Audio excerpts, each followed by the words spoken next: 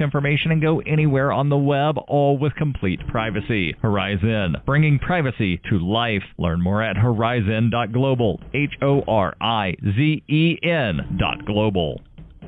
Reuters reports the man accused of fatally shooting 11 worshipers in a Pittsburgh synagogue during Sabbath prayers pled not guilty on Thursday to federal hate crimes charges and other offenses as the city's Jewish community buried 3 more of its dead. Robert Bowers, who had been wounded in a gunfight with police and made his initial court appearance on Monday shackled to a wheelchair, walked into Thursday's proceedings upright and without the need of assistance, wearing a red jumpsuit and a bandage on his left arm. He spoke little other than to say he understood the charges against him and that some of them could lead to the death penalty. He then entered a plea of not guilty to all 44 counts against him. He also requested a jury trial. Bowers appeared sure of foot and exuded a demeanor of confidence, answering questions put to him by U.S. District Judge Robert Mitchell in a clear voice and signing papers with a steady hand. The indictment returned against him on Wednesday includes 11 counts of obstructing free exercise of religion resulting in death and 11 counts of using a firearm to commit murder.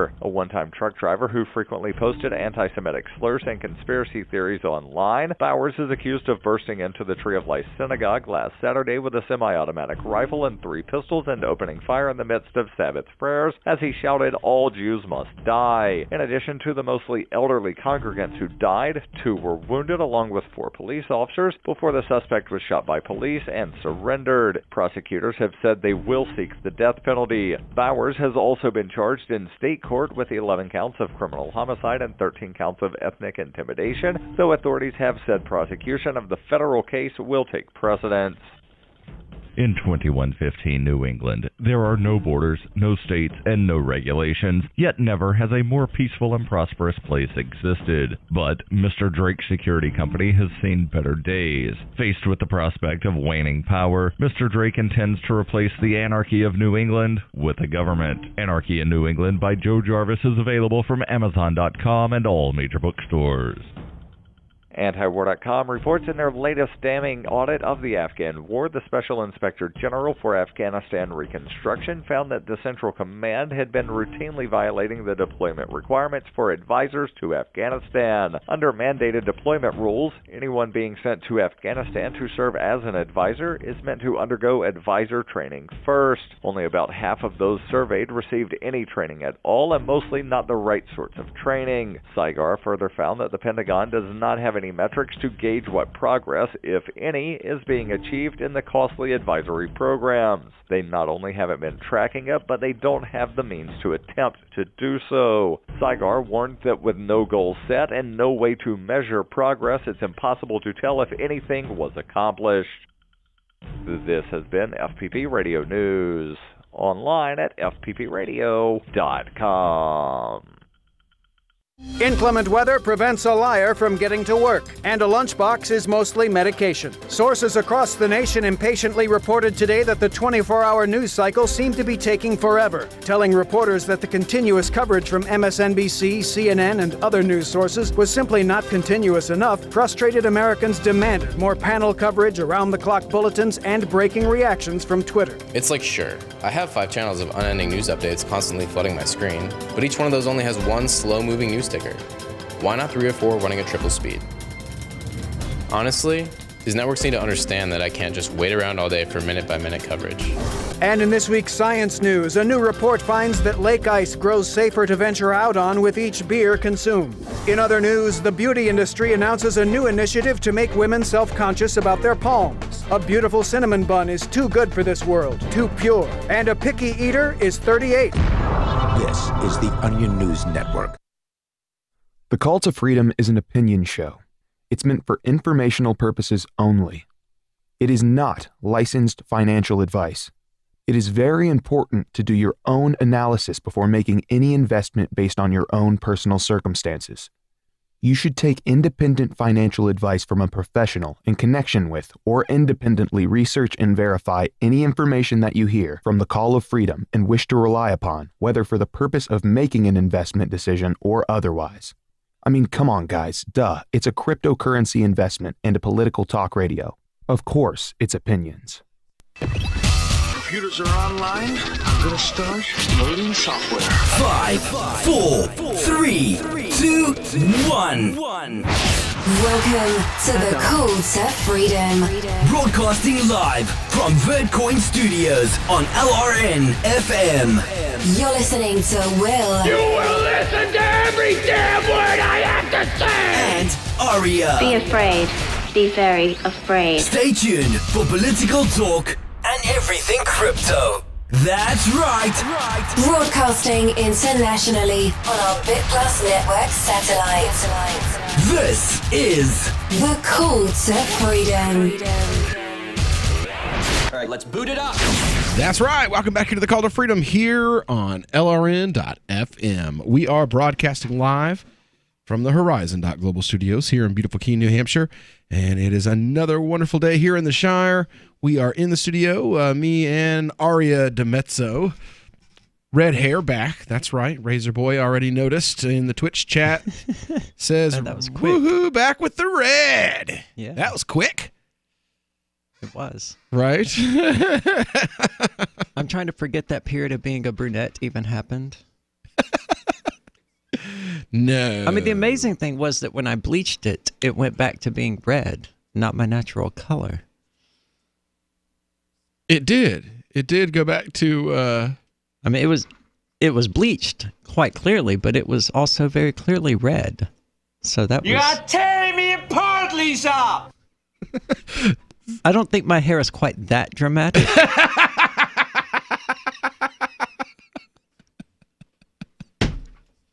Oh, I knew that was coming. Oh. Anyway, see, that's why I'm the one that's over here on the soundboard. So we can exploit the room. Over and over and over again. Oh, hi, Mark. I didn't do it. I did not. I did not hit her. I did not. You tell such funny stories, Mark. Yeah, we're going to have to let the studio borrow my copy of it so that they can all see the worst movie ever made. I mean, it's got to be pretty epically bad if there's a hit film made about making it. Yeah. It's pretty bad. Because the movie about making the movie won awards. I don't remember if it won an Oscar or if it won a couple of awards. Not Razzies either. Like real awards. Good awards. There we go. The Disaster Artist is on Prime now. So you can watch it for free on Prime. If you have Prime Video, you can watch The Disaster Artist, which is the movie about making the movie. Cool. Anyway, in, what's the word? I don't know. Honor? I don't think honor is the right word. In reverence isn't a good word either. I don't know where you're Election day is coming up, so. Yeah. Yeah, so go exercise the futility of voting. Yeah. What is it? Happy Pick Your Own Slave Day. There we go. No, pick your favorite slave owner day. Yay. Anyway, in hindsight, I should have campaigned on hanging the politicians. Right. That makes a much better catchphrase. Elect me sheriff, I will round them up and hang them. Yeah. We will hang the politicians. And we will be free and peaceful again. Right. I figured I realized what an oxymoron that is to talk about hanging people in order to be peaceful, but you know, they're the aggressors here. So I figured we'd play a little young. This is a young Hamza Yusuf, a fairly young at least. 2009. So yeah, 10 years ago. Fairly young compared to today. And he's younger than 2009. This lecture was in I think in 2006 or 2007. But it goes through the different types of government. From demos, mob rule, rule of the people, monarchy, tyranny, all of them. And those are all synonyms. Yeah, right. So I figured we'd listen to a little bit of this. Oh, wow. Yeah. Anyway, let me be quiet so we can actually to be somebody who has set aside reason and is now working solely on the conviction that he is right and no other. And that is definitely a problem that we have as a community. And I would say we, meaning Bani Adam, not just the Muslims, because I think this is a very interesting problem that we have in the West, which is the exceptionalism of the West. This idea that Western civilization is the protagonist in a world comedy, because it can't be a tragedy, because the secret of tragedy is the tragic hero has a flaw, and the flaw is almost always identified as hubris or overweening pride, and the Greeks were very clever in that. But when you look at the comedy of the world, and I don't mean comedy in the sense of HBO comedy or whatever. I'm talking about comedy meaning literary comedy, that there's a happy ending. So the idea in comedy is that this protagonist called the West is going to have a happy ending where everybody becomes westernized. This is ultimately the belief of many fanatics within the secular Western or even the religious Western traditions, that we must all become Western. This idea that democracy is the end-all, Fukuyama's idea that there's nothing beyond the Western liberal creature, that we have arrived at some evolutionary stage in our development that they decided to go ahead with the coup, and a fellow named Kermit Roosevelt, who was the grandson of President Roosevelt, Teddy Roosevelt, not the second one. He actually almost single-handedly went over there and has led to the best being the West and forget all the rest. Don't ask me. It's just like a 2-second clip. And if you think I'm making this up, one of the things you'll note in articles often is when a plane goes down, they will say 2 British died, 2 Americans, 2 Canadians, and several other nationalities. And I'm always curious about what those other nationalities were, Rwandans and Zimbabwe, or I mean, none of them count really. And this is, I think, in essence, what a lot of people in other parts of the world feel. Find difficult about this thesis, and I appreciate, and I'm in no way trying to undermine what Dr. Feldman said, but what I do find about this thesis is an incredible act of denial on behalf of so many people, not only in Washington, D.C., but in other centers of power and authority, in which somehow the Muslims just, what's wrong with them? You know, Bernard Lewis says, what went wrong? What went wrong? What's wrong with the Muslims? You see, and this is like the old white view of blacks in America. Why don't they just pull themselves up by their bootstraps? You know, what's wrong with these people? These people. You see, and there's always a racial undertone. I mean, I really find that there's always a racial undertone in that question. What's wrong with these people? Why can't they simply get their act together? Well, like Dr. Martin Luther King said, if they stole your bootstraps from you, how do you pull yourself up by your bootstraps? So I would really say that I believe that the real question is not, is Islam and democracy compatible, or can Islam embrace democracy? I believe the real question is, can the West truly embrace Islam as a full-fledged member of the international community? Because there are 1.3 billion people on this planet that are Muslim, varying degrees. Are you tired of governments murdering people around the world? Stop using their money. There is an alternative. Bitcoin is a stateless, free market, non-political currency. Bitcoin cannot be inflated or controlled by any government. By using their money, you are helping the state. Stop doing it. You have an incredible alternative available now. Learn it, use it, spread it. Get started with Bitcoin at bitcoin.com. That's bitcoin.com.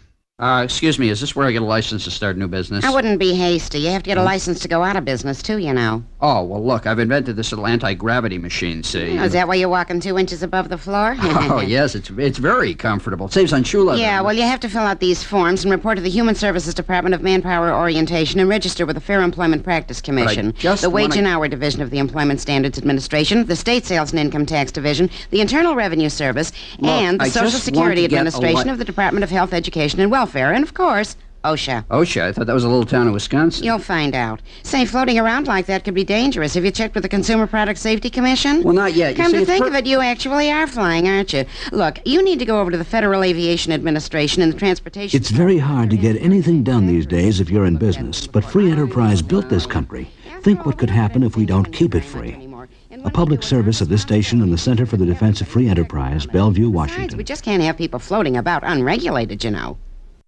Imagine someone in your community getting in their car, turning on the radio, and hearing the Liberty Radio Network. You can make that vision a reality with your own micro radio station. Visit broadcast.lrn.fm to learn how you can put our programs on the air in your area. You can have LRN.FM running around the clock, and you can even add in your own local shows. Building a radio station is simple, but programming isn't. That's where LRN.FM comes in. Learn more at broadcast.lrn.fm. That's broadcast.lrn.fm. I love My Magic Mud. I drink a lot of coffee. I had stains on my teeth. Then I found My Magic Mud, and I was told it would remove stains. So I paid attention when I brushed the first time. My Magic Mud is black tooth powder, and the difference it made in my teeth in one application was noticeable. With 4, my teeth were as white as you normal folks out there. Please go to mymagicmud.com and buy a jar. There's 150 applications for $25. You can use Bitcoin, mymagicmud.com. Did you know we've taken our LRN.FM telephone listen line to a new level with the LRN.FM audio on demand line? Now you can call 712-770-8447 anytime and listen to LRN.FM's live feed. And you can listen to a bunch of our original shows on demand. Long distance fees may apply. Just dial 712-770-8447 and choose from the menu. 712-770-8447. Why did you move to the Shire? I moved here to the Shire because there's other people around who take liberty just as seriously as I do. I moved to the Shire because I saw videos of people challenging authority and thought that I could get support myself. It called to me, like, do this, right now. I wanted to be around people like me who got it, and once I got here, I knew there was nowhere else that I wanted to be. I've always wanted to change the world, so I moved to the Shire to join people who were actually working towards doing the same thing. The people here are awesome, loving, and positive. It was for the adventure and for the feeling of something important is happening here, and I just wanted to come to sort of be part of that. Visit ShireSociety.com to read and sign the Shire Society Declaration and learn the reasons why, if you love liberty, you should immigrate to the Shire. Plus, connect with others via the forum at ShireSociety.com. That's ShireSociety.com.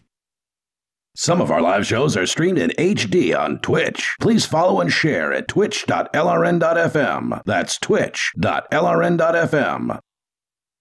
You are listening to the Call to Freedom on LRN.fm. आप सुन रहे हैं स्वतंत्रता की पुकार सिर्फ और सिर्फ LRN.fm पे।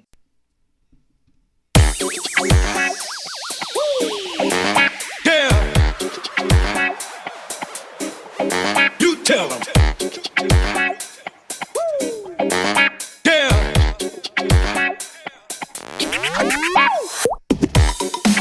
When I roll it through the you tell them.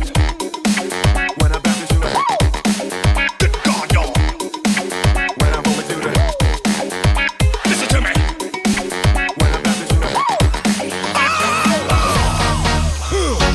yeah. Absolutely. Yeah. Absolutely. I said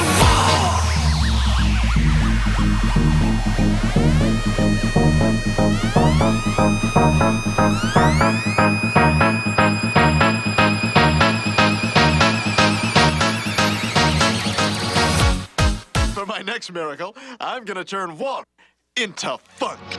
Can do. And so it's important for Muslims to recognize that rather than looking at Islamic law as a monolithic theocratic system that was sent from on high, it must be recognized as divine principles that were given to us. Most of them are completely congruent with the very same principles that are working in this society, which is an attempt to establish the most just ruling in any given situation. We will differ on the particulars, but in the general principles, I think many Muslims would be deeply shocked to find that the very same legal principles working in Western constitutional law are the same legal principles that are working in Islamic law.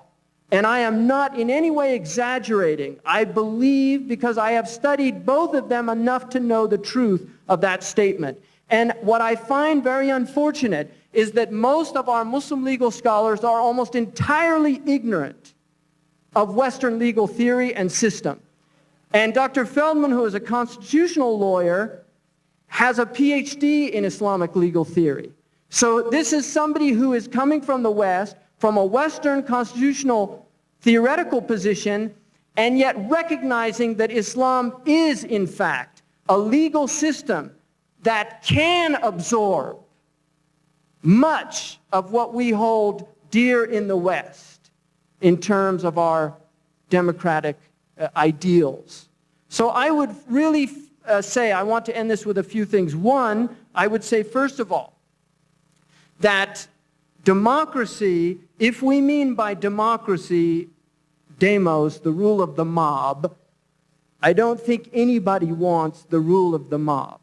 But if we mean citizenry, in which human beings do participate in the quality of life that they desire for themselves, for their children, and for others, then I would say democracy is absolutely compatible with the Islamic tradition. But this is a very nebulous term as it's defined presently, and there are many problems with it. I would also say that monarchy is also compatible with the Islamic tradition and has been proven to be so during periods of benevolence, such as Umar ibn Abdul Aziz, who is a Khalifa, but in essence he is a monarch. Okay, so that's the first half of that. A monarch is somebody who ultimately has the ultimate say, but he's still working within the principles of law. Now, a tyrant is one who does not in any way, shape, or form adhere to the law, but he follows his personal whims. And this for too long has been the norm in the Muslim country, and there are many reasons for it. And we could go into those reasons in considerable detail, because it begins in 740 with the Berber rebellion in Morocco, which breaks the unity of the Muslims, but it can even precede that and be in 656, when the Khawarij break, and there's an initial split within the Muslim polity, which led to civil war. Now, one of the important things to remember is that by and large throughout Muslim history, the rulers were reasonably benign, and they were not despotic, that people actually did live in reasonably just conditions.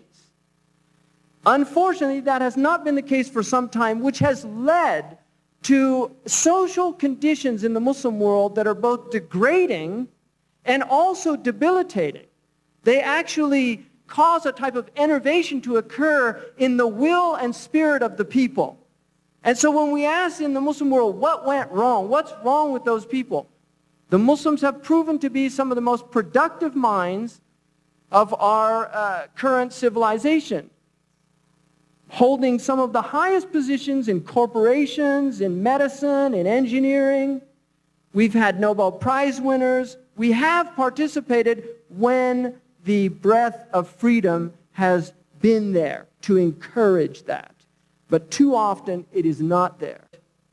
The Treaty of Tripoli, which is a treaty that was written up to create the Ottomans and between the Americans, and this was proposed by George Washington's government and was ratified without any dissenting voices by the government of John Adams. Article 11, probably written by Joel, peace between the Barlow, says, as the government of the United States of America is... Anyway, so yeah, Arya, wake up. I'm awake. Barely, but I am awake. So he offered some commentary on democracy versus monarchy. He did, but I want to go back further than that. Okay. To when he said that the story of the world would not be a tragedy, it would be a comedy, because in classic mythology, the hero has a flaw. And as we borrowed a lot of that from the Greeks, the contention was that the flaw is generally hubris. And that's true. The Greeks really liked playing with that. But that's exactly why it is a tragedy and not a comedy. America is like hubris the nation. I mean, the entire American exceptionalism thing, these brown people are coming to ruin our country. Exactly. That's a perfect example of... Yeah, it's a tragedy all the way. American and the flaw hubris. is absolutely hubris. Yeah. The fact that the fact exists. that we're throwing bombs into Syria. Can you imagine how we would react if Syria shot bombs at us? Oh my God. We killed over 1 million people in response to 9/11. Yeah. We literally leveled 2 countries that had absolutely nothing to do with it. Yeah. Seriously. And imagine if somebody actually had the capabilities and actually fired rockets at us, what our response would be. We would immediately turn to nukes. Oh, yeah. Without hesitation. It would. And it's because they had the audacity to attack us, even if we had just spent the last 3 decades bombing and attacking them. Right. Anyway, we'll be back with more on this right after this when we get back here on the Call to Freedom here on LRN.FM. My finger is so distracting.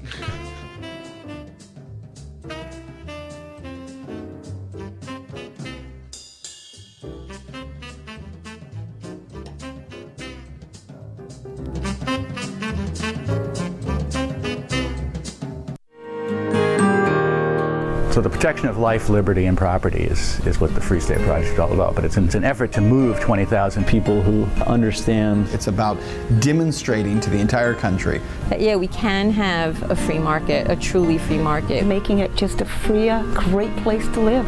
It's the world's largest voluntarist libertarian community, and it's only getting bigger. That's amazing, to be able to move to a place where other people passionately believe in being free and independent. What the Free State Project is managing to do, though, is to put their money where their mouth is. Physically getting up across the country and saying, let's go someplace and let's demonstrate the power of these ideas. There's a lot of kind of philosophy that surrounds liberty. There's a lot of thinking about it and talking about it. But here in New Hampshire, people are doing it. 101 Reasons Liberty Lives in New Hampshire, a documentary by Free State Project Early Movers. Watch it free at 101reasonsfilm.com. 101reasonsfilm.com. So you've signed the Shire Society Declaration and are planning your move to New Hampshire to be around more liberty-oriented people. Next, sign up for the Shire Society Forum at forum.shiresociety.com. There are a bunch of people there who are already in the Shire, and they want to meet you. If you're already in the Shire physically, you should also come by the forums. Remember, not everyone uses Facebook. New people are signing up for the Shire Society Forum every month, so drop in and say hello at forum.shiresociety.com. Do you know the difference between erudite and pedantic? If you do, you're probably pedantic. But seriously, a surprising number of erudite people mispronounce erudite, which has 3 syllables, not 4. Say erudite, not erudite. Because you are judged by how you speak, you want to avoid common misstatements, especially if you're a job seeker. For instance, do you know the difference between imply and infer? Only a speaker can imply. Only a listener can infer. And when you say you'll be out of pocket, do you mean out of touch? Out of pocket means you're on your own dime, not yet reimbursed. And if anyone ever asks, why do you always answer a question with a question? You should reply, do I do that? Just kidding.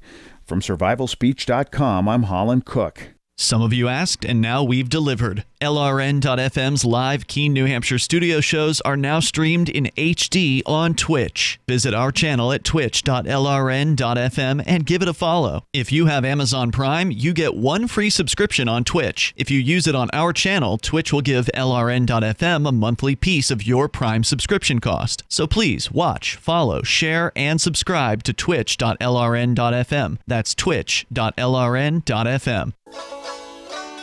Free Talk Live, the show where anyone can call about whatever they want. And we do mean anyone. Now, you also said in another video that the moon is an iPod. Can you explain that one? I believe the moon, the reason why it turns the color that it does is because it fills up with the humidity and water from the transmission of electrons or electricity. I believe that we're upside down being pulled by magnets right now. The actual ocean is in the sky, and they're reserving that sky. The reason we have thunder and lightning is because of the shock waves that go through the two skies up above. Otherwise, where's the thunder and lightning going to come? Because there's no way the clouds are that thick, or the planes wouldn't be able to go through it. Have it wouldn't you make ever any been sense. abducted by aliens? No. Wait a second. Hold on a second. I think so. 45 minutes every single night. Free Talk Live, 7 nights a week from 7 to 10 Eastern, live on the Liberty Radio Network at LRN.FM. Love what we do? Please help support our international satellite channels at patreon.lrn.fm. That's patreon.lrn.fm. You are listening to the Call to Freedom on LRN.FM. Unasikiliza wito wa uhuru katika LRN.FM.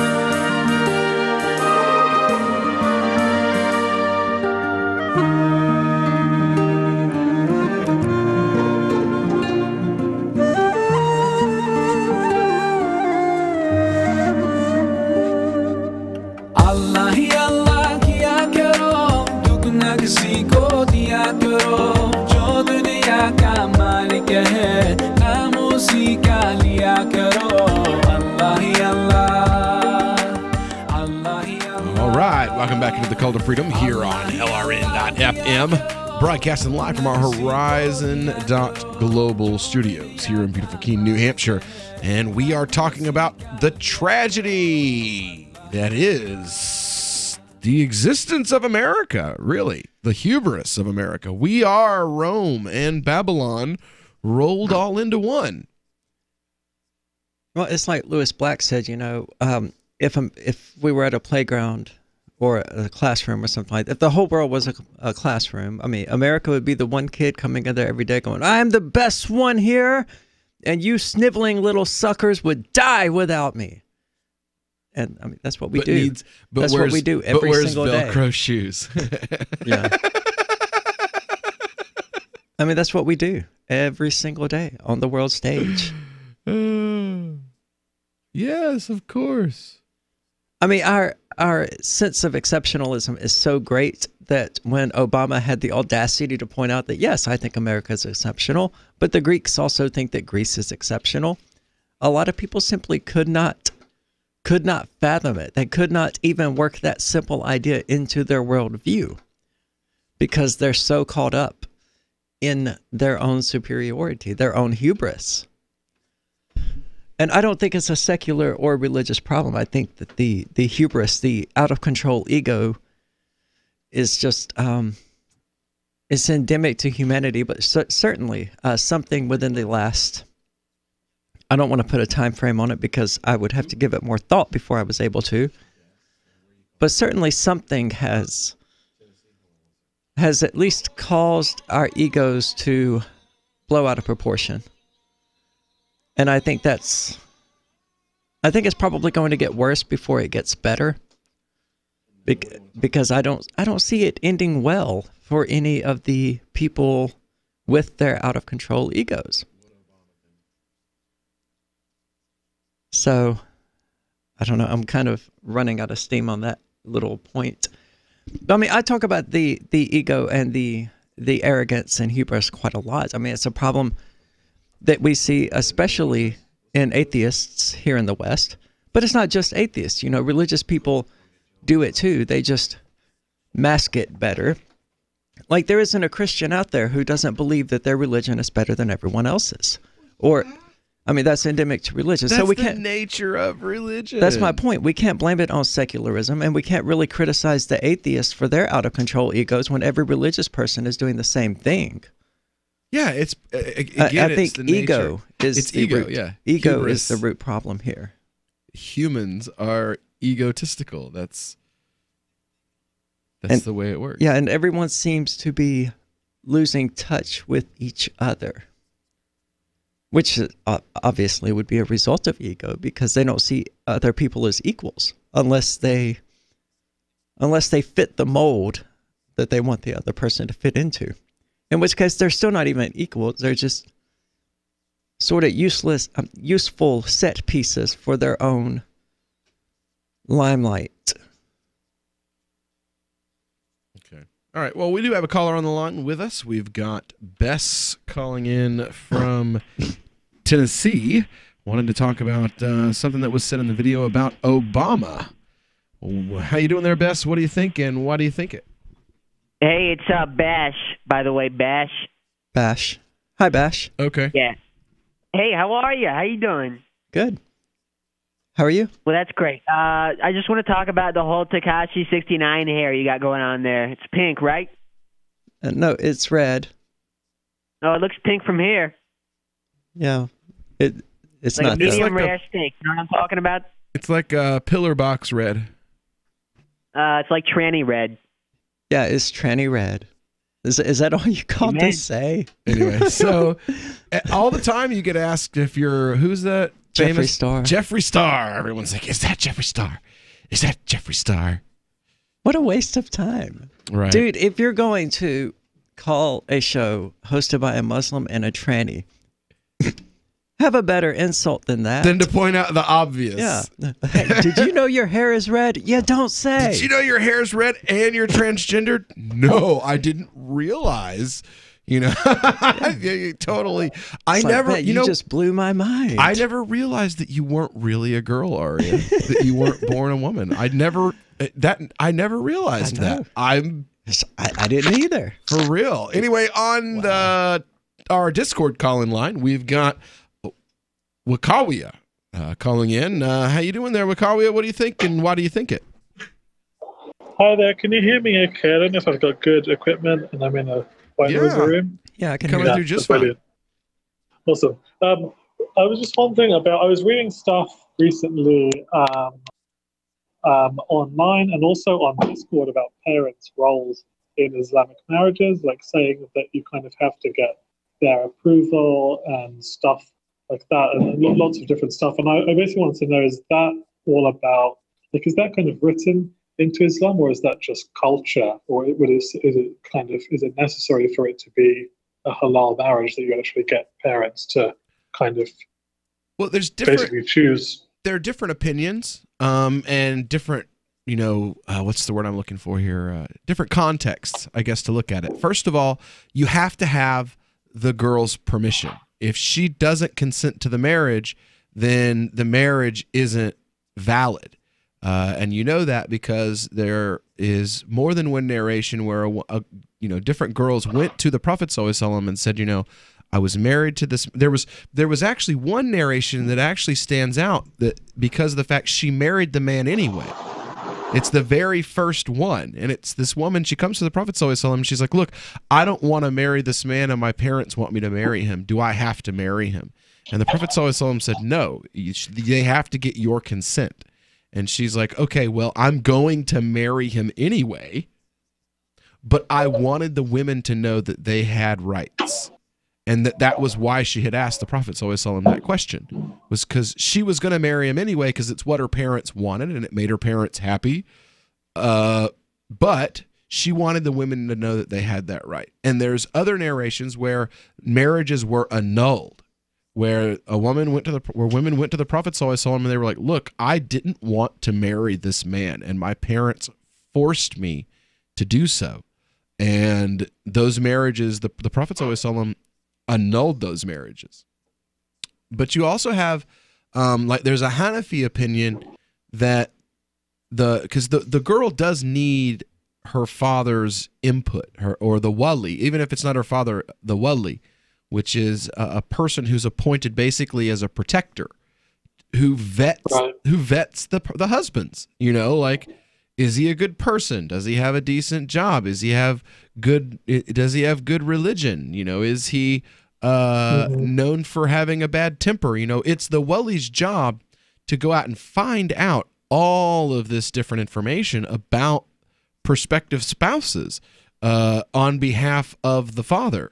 If the father's passed away or if he works out of town, and sometimes an imam, you know, like I would be approached by a family who the father had passed away or the father lived overseas, and it would be my job to vet prospective husbands. You know, they would come to me and be like, okay, so I'm interested in such and such a sister. And then it would be my job to look at them and look at their character and whether or not they can provide for her and things like that, and make a decision on whether or not it's okay for them to get married. But that's one opinion. There's a Hanafi opinion that you don't need that at all.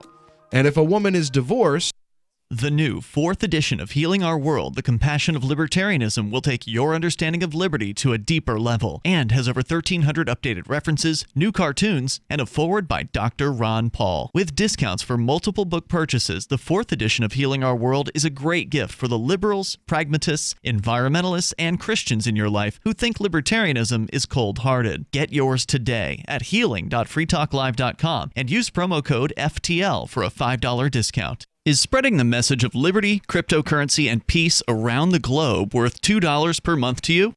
As you may already know, in addition to our internet feed, LRN.FM broadcasts on free-to-air satellite across North and Central America, as well as Sub-Saharan Africa. And we've been available on satellite for free 24/7 since 2010. The LRN.FM free-to-air satellite signal is reaching some of the most oppressive regimes in the world, and there's no doubt our ideas are making an impact. You can learn more about the channel's impact by watching the 3-minute video at fund.lrn.fm. If you'd like to help free minds globally with our ideas of liberty, cryptocurrency, and peace, you can donate as little as $2 per month via fund.lrn.fm. You can help us continue and expand our satellite broadcast to multiple continents. Visit fund.lrn.fm today, and thank you for your help. Don't forget to share the link on social media. That's fund.lrn.fm. Did you know you can listen to LRN.FM via our free-to-air satellite channels? We have channels over nearly all of North America and much of Africa. All you need is an affordable receiver and a dish as small as 30 inches. There are no monthly fees. Learn more at sat.lrn.fm. Plus, if you are a broadcaster or want to be one, this is a good delivery method for our content. See our coverage maps and get details at sat.lrn.fm. That's sat.lrn.fm. sat.lrn.fm. Cell 411 is a free app for Android and iOS that replaces government-controlled 911. Cell 411 allows you to preset a group of friends or private organizations to show up at any emergency. Cell 411 is a nightmare for the state because it proves their so-called services aren't needed. Cell 411 has had thousands of installs, and of course it's covered by the BIPCOT no government license. Cell 411 because your friends won't shoot you when you're in trouble. Without the government, who would build the emergency services? You and Cell 411. Get it today at getcell411.com.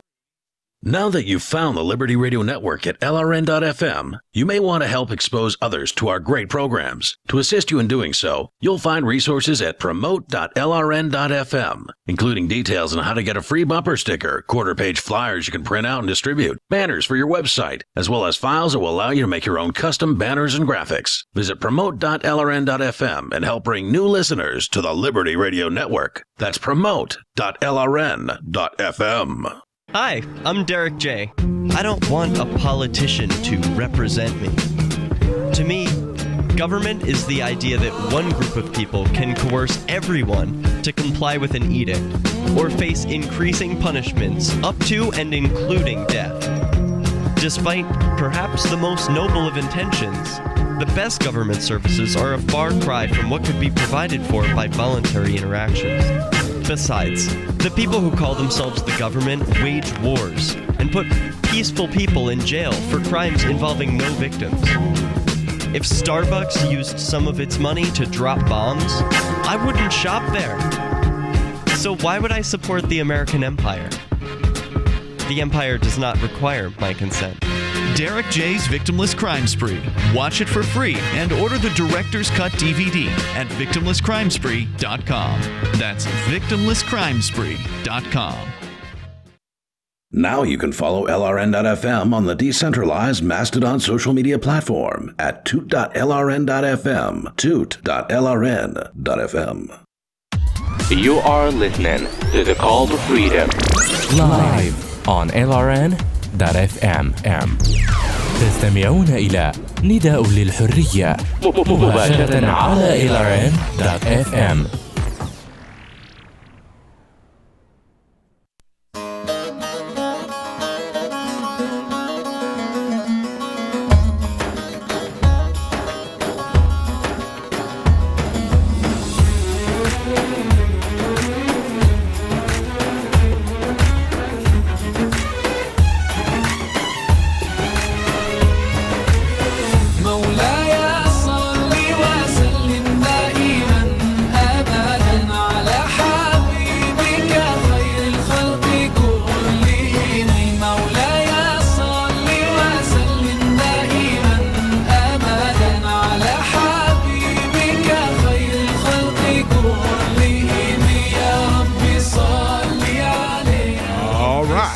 Here to the Call to Freedom here on LRN.FM, broadcasting live from our Horizon.global studio here in beautiful Keene, New Hampshire. It is another beautiful day here in the Shire. We've got Wickawea on with us right now. We're talking about permissions and the concept of the wali in Islamic marriage. Now, one of the things that I find interesting, there's a verse that a lot of people point to in Quran that talks about the translation is often used as friends, and take not from amongst them friends. But the word there is awliya. Now, awliya is the plural of wali, so that gives you kind of the idea of the level of, like, these are people that you trust with your children after you die. These aren't just friends, you know. Like, I have lots of friends, you know. Ian's my friend. I wouldn't leave my kids with him after I died, though. You know, he's a good guy. I don't think he would kill them, but I'm not going to leave my kids with Ian after I die. You know, I have lots and lots of friends that I'm like, you know, he's a good friend. I'm not leaving my kids there, though. And that's the difference in an awliya, of that type of a protector, and rafiq, which is just a friend, you know, a person who is, you know, your friend. That's a popular verse that's used to be like, oh, well, Muslims can't be friends with you if you're not Muslim. Well, no, that's not true. As a matter of fact, Quran says the opposite. It says, be just with those who are just, and if they don't oppress you because of your religion, then you should be cool with them. Oh yeah, that's cool. I've wondered about that verse myself in the past, because it does seem a bit like, yeah, I guess you have to know the precise translations and the context and everything, otherwise it can be misleading. Well, though I don't understand. Like, there's other places where Quran it's translated, but the grammar of Quran is so deep and so, like, masterful. It's beyond anything modern Arabic could ever create. And like I was actually giving last week, the sermon that I gave last Friday, we covered a poorly translated verse that talks about, it says, the translation usually says, you know, I will give you tests, some from your wealth, some from your children, some from your health, you know, in order to see, and you get these tests in order to see who is best in manner of deed. Okay, well, the problem is is that the Arabic is bil ahsanu amana. So right, so it's ahsan, not al ahsan. So since it's ahsan, it's comparative. The word is comparative. Al ahsan, like bul al ahsan, would have been superlative, meaning best. But because it's ahsan instead of al ahsan, it's comparative. So it doesn't mean best, it means better. Who of you is better, not who of you is best, because best has a linguistic sound to it. Like if you're best, you're number one. Well, once you're number one, you can never be that. Like once somebody else is number one, I can't be number one because they're the best, not me. But better is a possibility. Better is comparative. So, and you see this thing, like these things throughout translations of Quran, where there are these minor mistakes in the translation, like translating protector, trusted protector, as friend. When you could say, a trusted person is a friend, but, this is a trust that's beyond, like these are like godparents would be a better, culturally relevant analogy. Like, don't make these people in a position like you would like a godparent in your life. Don't make them in that kind of a position. Not just a friend, but as a person that, like, you and your family's entire being completely depend on them. Yeah. That's totally off topic of what you brought up, though. But as I was saying before we went to the break, there's a Hanafi. The Hanafi opinion is that the woman doesn't need the parents' permission, that she can do it without the parents' permission, as long as she's married a Muslim. What the parents say doesn't matter. That's one Hanafi opinion. The other three schools differ on that. They all agree that a divorced woman doesn't need her parents' permission, but they do contend that a woman getting married should have a wali.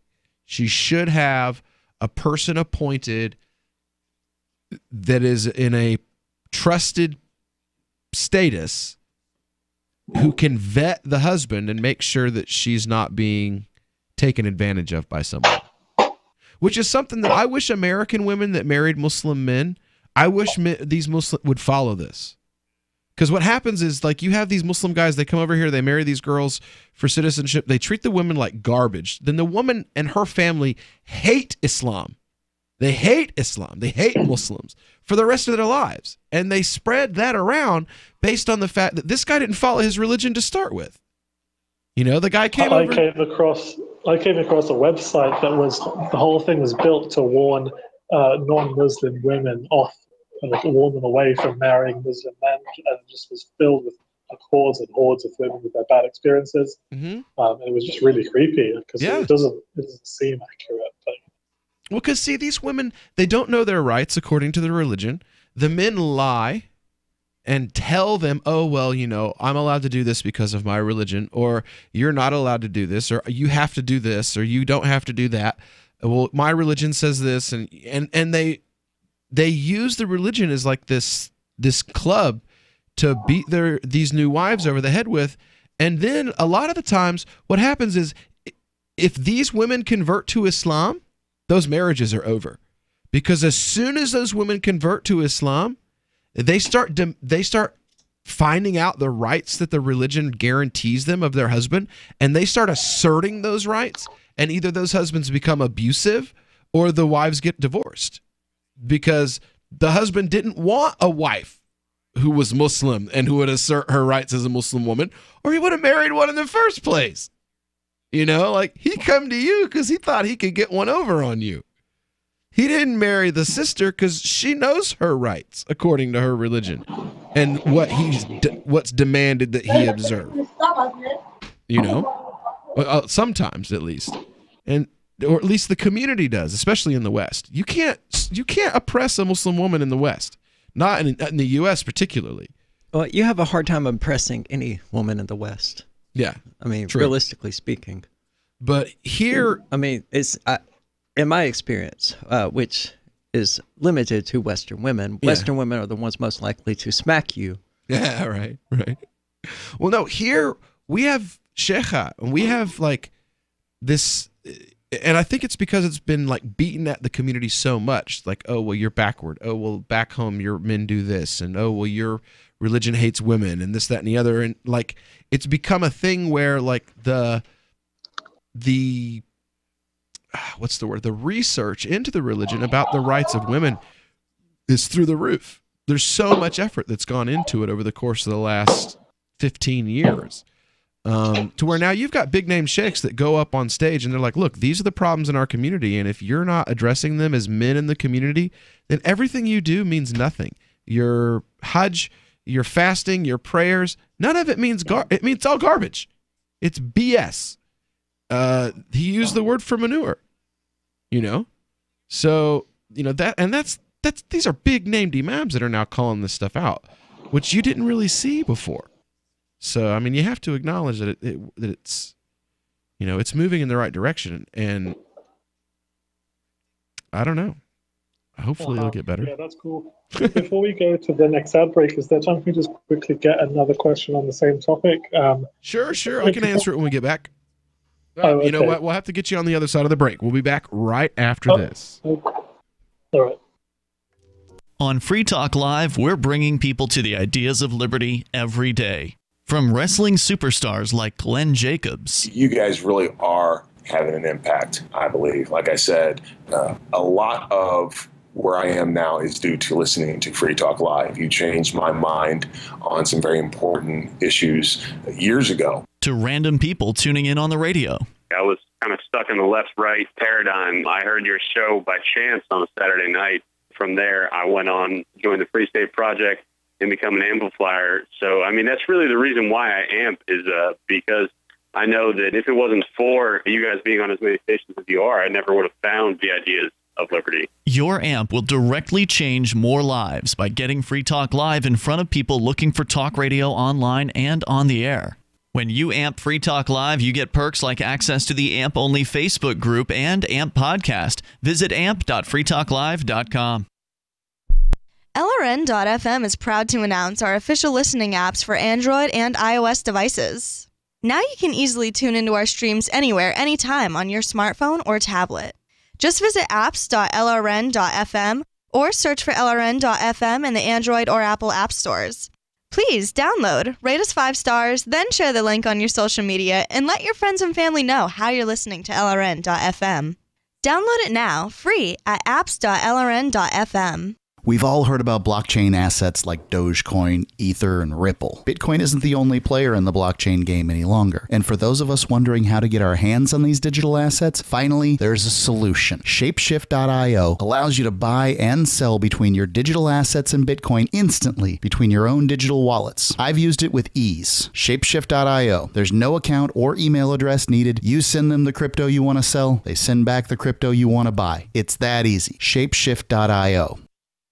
More of the Call to Freedom is coming up next, live after the news on the Liberty Radio Network at LRN.FM. Temporarily from Gotham in the Empire State, this is Daryl W. Perry, host of FPP Radio News for the weekend of November 2nd through the 5th, 2018. Silver is trading at $14.67 per ounce. Gold is valued at $1,232 per ounce. Zen is trading at $15, and the average price of Bitcoin is $6,397.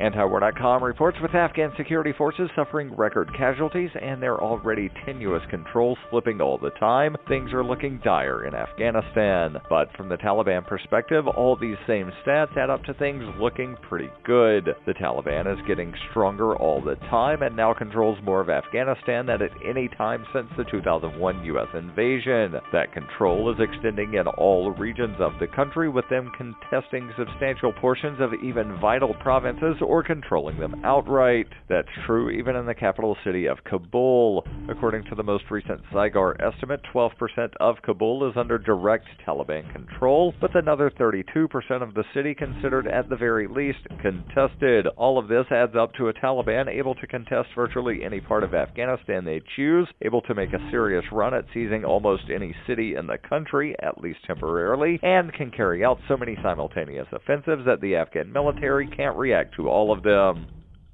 Zencash is now Horizon. Horizon is a privacy platform built on zero-knowledge technology with a decentralized secure node architecture. The Horizon platform enables real-life uses beyond currency, including the ability to privately chat with other people. Soon, Horizon will enable you to publish information and go anywhere on the web, all with complete privacy. Horizon, bringing privacy to life. Learn more at horizon.global. HORIZEN.global. Reuters reports the man accused of fatally shooting 11 worshippers in a Pittsburgh synagogue during Sabbath prayers pled not guilty on Thursday to federal hate crimes charges and other offenses as the city's Jewish community buried 3 more of its dead. Robert Bowers, who had been wounded in a gunfight with police and made his initial court appearance on Monday shackled to a wheelchair, walked into Thursday's proceedings upright and without the need of assistance, wearing a red jumpsuit and a bandage on his left arm. He spoke little other than to say he understood the charges against him and that some of them could lead to the death penalty. He then entered a plea of not guilty to all 44 counts against him. He also requested a jury trial. Bowers appeared sure of foot and exuded a demeanor of confidence, answering questions put to him by U.S. District Judge Robert Mitchell in a clear voice and signing papers with a steady hand. The indictment returned against him on Wednesday includes 11 counts of obstructing free exercise of religion resulting in death and 11 counts of using a firearm to commit murder. A one-time truck driver who frequently posted anti-Semitic slurs and conspiracy theories online, Bowers is accused of bursting into the Tree of Life synagogue last Saturday with a semi-automatic rifle and 3 pistols and opening fire in the midst of Sabbath prayers as he shouted, "All Jews must die." In addition to the mostly elderly congregants who died, 2 were wounded along with 4 police officers before the suspect was shot by police and surrendered. Prosecutors have said they will seek the death penalty. Bowers has also been charged in state court with 11 counts of criminal homicide and 13 counts of ethnic intimidation, though authorities have said prosecution of the federal case will take precedence. In 2115 New England, there are no borders, no states, and no regulations, yet never has a more peaceful and prosperous place existed. But Mr. Drake's security company has seen better days. Faced with the prospect of waning power, Mr. Drake intends to replace the anarchy of New England with a government. Anarchy in New England by Joe Jarvis is available from Amazon.com and all major bookstores. Antiwar.com reports in their latest damning audit of the Afghan war, the Special Inspector General for Afghanistan Reconstruction found that the Central Command had been routinely violating the deployment requirements for advisors to Afghanistan. Under mandated deployment rules, anyone being sent to Afghanistan to serve as an advisor is meant to undergo advisor training first. Only about half of those surveyed received any training at all, and mostly not the right sorts of training. Saigar further found that the Pentagon does not have any metrics to gauge what progress, if any, is being achieved in the costly advisory programs. They not only haven't been tracking it, but they don't have the means to attempt to do so. Saigar warned that with no goal set and no way to measure progress, it's impossible to tell if anything was accomplished.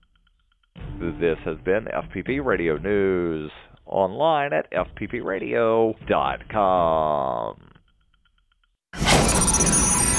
Now Facebook is rolling out their newest feature, LifePoint, which analyzes users' histories to determine exactly when things went wrong. The new feature combs through photos, status updates, likes, everything that you put on Facebook in order to pinpoint how someone irreparably ruined their life. For example, it might highlight your friend's spring break trip in 2003 when she took her first shot, or your cousin's engagement to a guy named Scott spelled with a K. So, Facebook must have a lot of depressing information to work with. Well, we look for sadness indicators, positive versus negative adjectives and status updates, whether you've liked a corporate entity such as Walmart or Arby's. One of LifePoint's most buzzed about features is the Life Compare function, which lets you see how your mistakes stack up to others. Here, I'm overlaying my graph with a graph of a childhood friend. You can see his life ended up much worse than mine, which is great. Anything with a profile has a life point, so you can look forward to finding out when your favorite bands, TV shows, and companies started going downhill. This is the Onion News Network. The Call to Freedom is an opinion show. It's meant for informational purposes only. It is not licensed financial advice. It is very important to do your own analysis before making any investment based on your own personal circumstances. You should take independent financial advice from a professional in connection with or independently research and verify any information that you hear from the Call of Freedom and wish to rely upon, whether for the purpose of making an investment decision or otherwise. I mean, come on, guys. Duh. It's...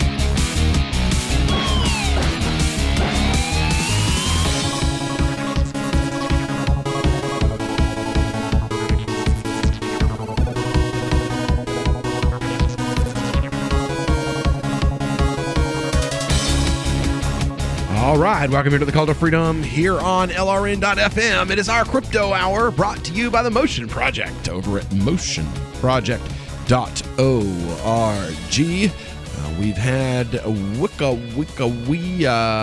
on the phone with us during the first hour, having a conversation about arranged marriages and this idea of the permission of women in Muslim marriages and whether or not it's there, if it's important.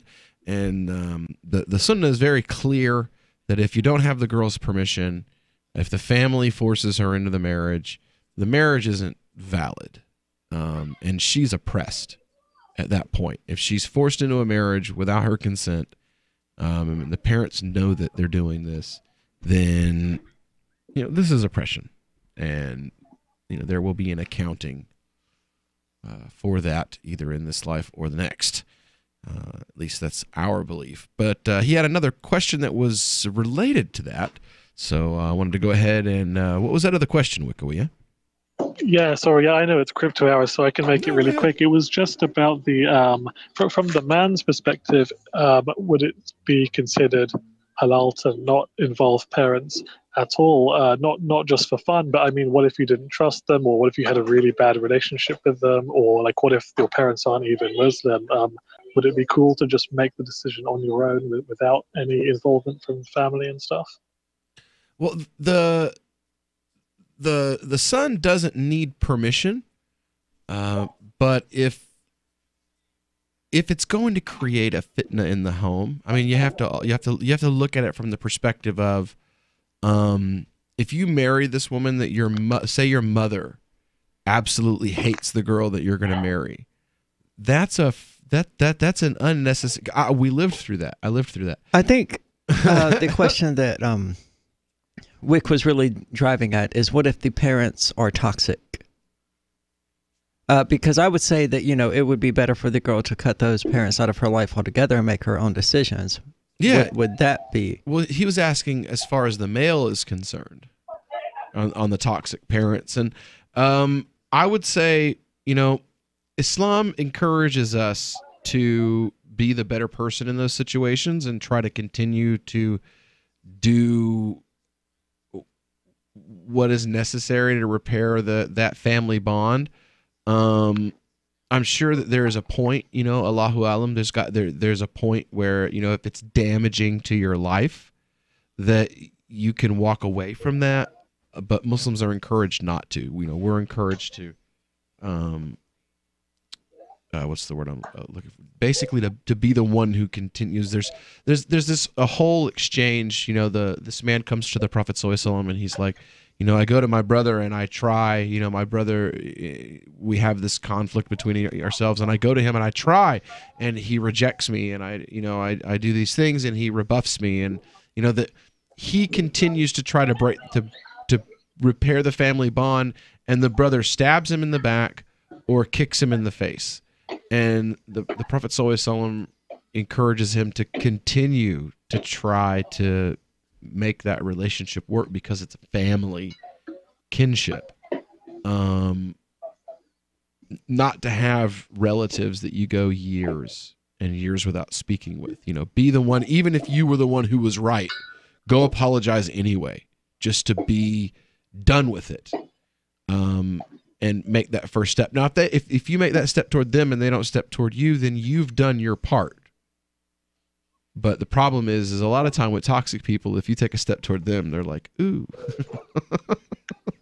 Yeah, I was listening to that guy. I forget his name. He's like the kind of slightly chubby Australian imam who kind of shouts a lot.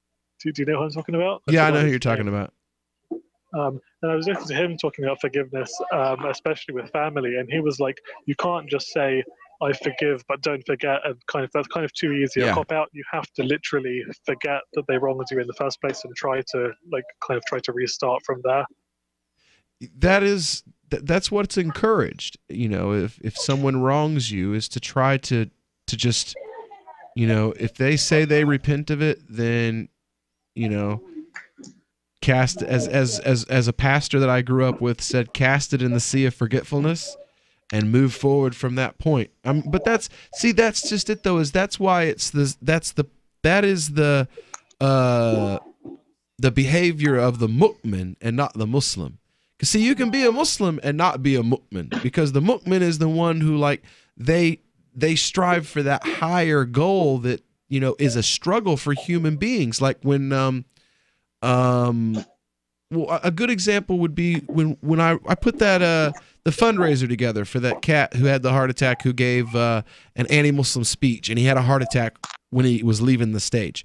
A lot of Muslims got really mad at me because they just couldn't see him and see an enemy and see looking past that, the way that the Prophet ﷺ used to do for people who attacked Muslims. To look at them and see the good that could be in them, or the good that could come from doing good for them, and to see that as the goal and not this superficial thing that's right in front of us. So it's and it's a struggle. It's hard to do that, and that's why it's such a praiseworthy act to do it, is because it's hard. Yeah. That's why you get rewarded for it. Is a struggle. It's hard. That's jihad. That's jihad al-nafs. That's the struggle against the self, right there. Yeah, it is. It totally is. That's awesome. You've really answered my questions on this issue, so that's pretty cool. So yeah, I can't think of anything crypto related. So right on. You leave you to it there. Alhamdulillah. It's good to talk to you, Wikawiya. You have a good day. Same to you. Yeah, right on. Welcome, Sam. And as always, anything that's correct is from Allah, and anything that is incorrect is from myself and the shaitan, and Allahu alam on basically everything. And that, what, every one of the greatest scholars that ever lived, they begin their books with Allahu alam, God knows best, and they end their books with anything in here that's correct has nothing to do with me. It comes from God, and anything that's incorrect is all from myself and from the shayateen. So, they literally would not take credit for the words on the paper that they wrote with their own hand, because they didn't want to accidentally say something that was wrong and not acknowledge that they were simply fallible human beings giving their opinions based on the texts, available to us. Yeah, there we go. So, and I am no fuqaha, and my teachers who taught me will not even call themselves fuqaha. So, oy vey. Anyway, so when we get back here on the Cult of Freedom, here on LRN.FM, we're going to be talking about, I saw this, man, and I could not believe it. The Bitcoin Cash chicken coop. That's right. You can give away your hard-earned crypto to some guy so you can watch his chicken eat chicken feed. If he gets rich off of it, kudos to him. Anyway, we'll be back with that when we get back here on the Cult of Freedom on LRN.FM.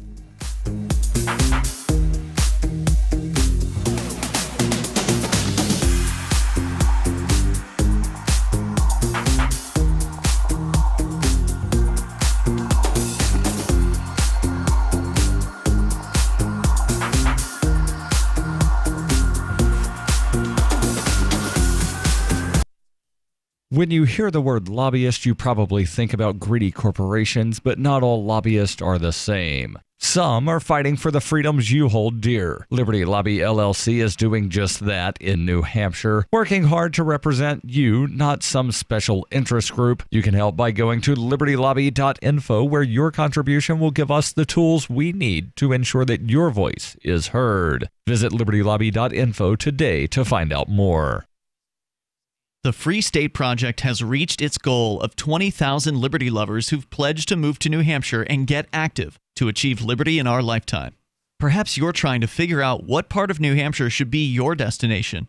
If so, consider Keene. You'll find more than 150 reasons to move to Keene at move.freekeene.com. Keene is famous for its historic, publicity-generating activism, as well as being the liberty media capital of the world. It's home to freekeene.com, New Hampshire's destination for liberty activism, news, and opinion. For years, we've been compiling over 150 reasons to move to Keene at move.freekeene.com, where you'll learn about some of what's happening here and what makes Keene a great place to live. If you love liberty, you'll probably enjoy anywhere you end up in the Shire. But do your due diligence first. Please visit move.freekeene.com for the full list of over 150 reasons to move to Keene. That's move.freekeene.com. There are lots of ways to listen to Free Talk Live. Our podcast has been around since podcasts began, and now the FTL feed is loaded with content besides our full show archives. Did you know that we make it easy for you to customize your podcast subscriptions? We have different feeds, one that includes only our full shows, one with just the Daily Digest, and one with just the Edgington Post. You decide what you listen to. It's quick and easy to customize your feeds at feeds.freetalklive.com. That's feeds.freetalklive.com.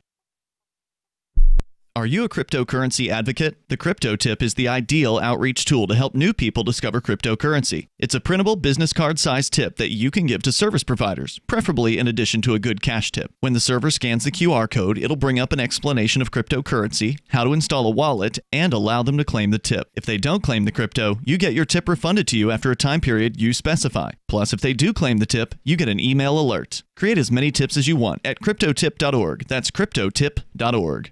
LRN.FM now has a Discord. Discord is a free text and voice chat platform, and we now have our own server with a bunch of channels at discord.lrn.fm. You can join other listeners as they chat about various things during our live shows, or anytime, day or night. Discord software is available cross-platform, so you can have it on whatever device you want and take your chats anywhere. Join our Discord at discord.lrn.fm. That's discord.lrn.fm. This is Michael Dean from the Freedom Fiends. I've run websites since 1996 and have used over a dozen web hosts in that time. AgristHosting.com is the only one that hasn't broken my heart. Agrist Hosting's uptime and service is stellar, and their DDoS mitigation is the best I've seen. That's important because if you tell the truth in this world, you'll ruffle feathers. And some people will try dirty tricks to silence your voice. No matter what the haters hit us with, Agrist Hosting keeps our websites online. If you have a mission-critical commercial presence or a world-changing activism site, you cannot tolerate any skullduggery. So go with agristhosting.com. Have a WordPress or blog site, but you're not satisfied with performance or uptime? Or just want raw hosting? Want to pay with Bitcoin? Agrist Hosting specializes in high-performance hosting with personalized service. Go to agristhosting.com and click on the button that says Get Hosted. That's agristhosting.com.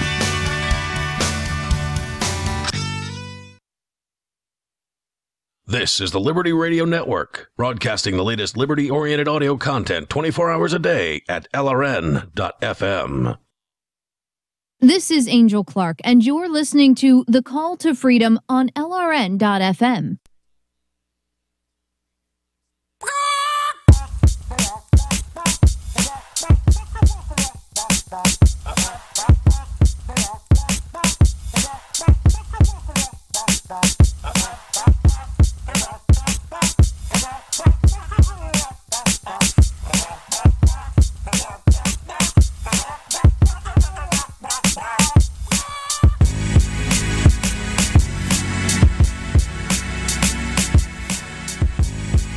All right, welcome back into the Call to Freedom here on LRN.FM, broadcasting live from our Horizon.global studio, and we are here in our Crypto Hour, brought to you by the Motion Project over at motionproject.org. And first story for the Crypto Hour is the Bitcoin Cash Chicken Coop. That's right, a chicken coop feeder powered by Bitcoin Cash payments in real time. If you thought you had not heard of the most unnecessary waste of your crypto yet, we might have finally found it for you. No, see, this at least feeds chickens. CryptoKitties does not. Yeah, right. So CryptoKitties is still the biggest waste of cryptocurrency. Well, on October the 25th, an individual posted a live stream on the Twitch interactive video platform to show the world how Bitcoin Cash proponents can instantly feed his chicken online using zero confirmation transactions. Oh, hold on. It just occurred to me that this is a chicken farmer who has the technical expertise to set up payments to accept Bitcoin Cash to feed his chicken. I'm not sure I could set that up. Yeah. And he's a chicken farmer. Yeah. Howdy. Good on him. Way to expand your skill set, dude. Since the stream kicked off, people have processed over $300 worth of Bitcoin Cash transactions to feed the fowl. So that's about $30 a day. Let's see here. Spencer. That's brilliant. Lambert. I recognize him, I think. Ian should set up the Twitch stream Ian, to where you see this guy at PorkFest? Spencer Lambert is his name. To where people can pay Bitcoin Cash and watch a stream of Jazzy Sleep. Huh. Says the peer-to-peer cryptocurrency Bitcoin Cash is being used to feed chickens in an unusual manner. Just recently, Bitcoin Cash enthusiast Spencer Lambert told the public how they can feed his chickens using Bitcoin Cash and watch them get fed in real time on a Twitch live stream channel. To feed Lambert's chickens, users need send 50 cents worth of Bitcoin Cash to the coop's address. Now, what happens if nobody pays?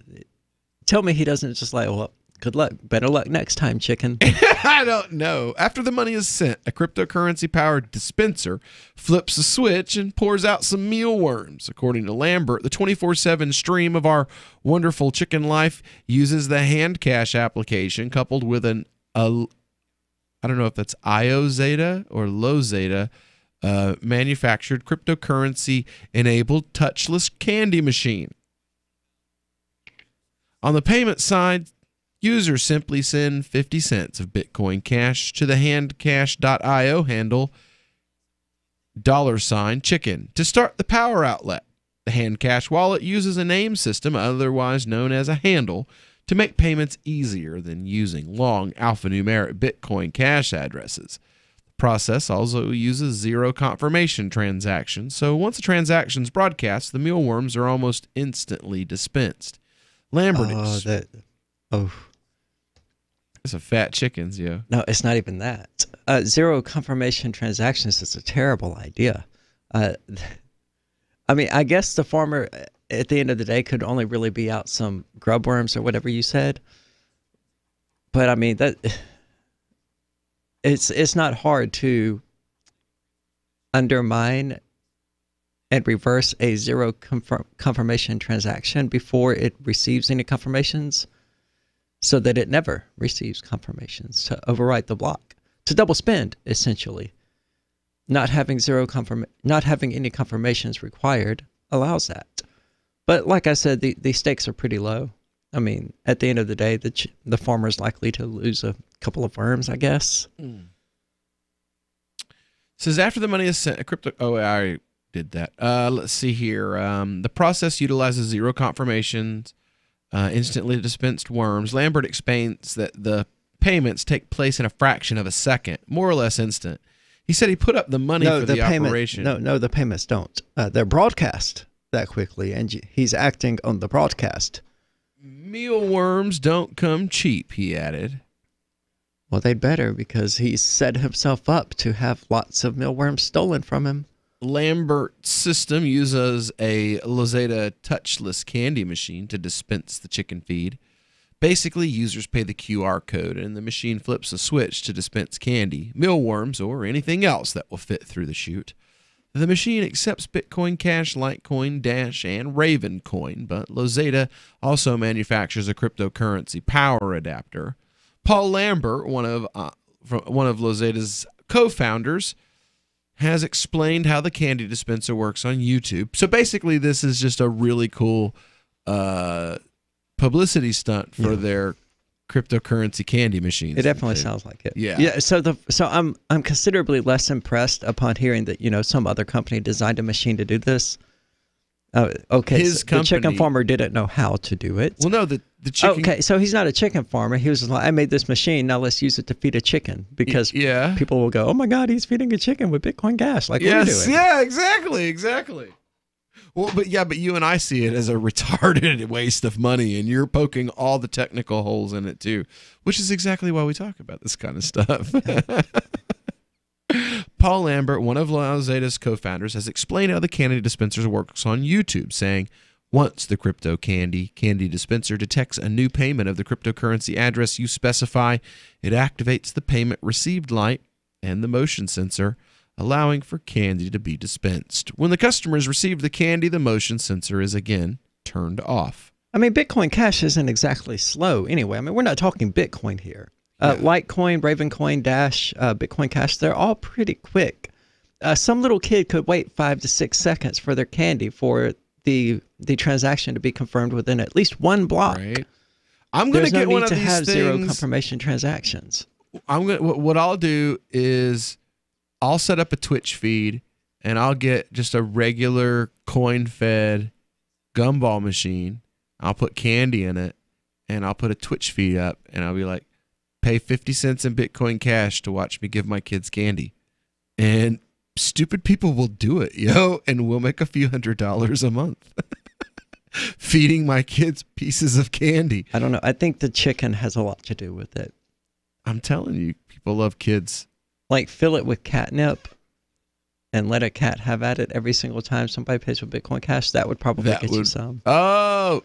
Or do what I suggested and have Ian set it up where every time somebody donates Bitcoin Cash, it shows them the Jazzy Cam for a minute and a half. Just her there sleeping. People will do it. I promise you, people will do it.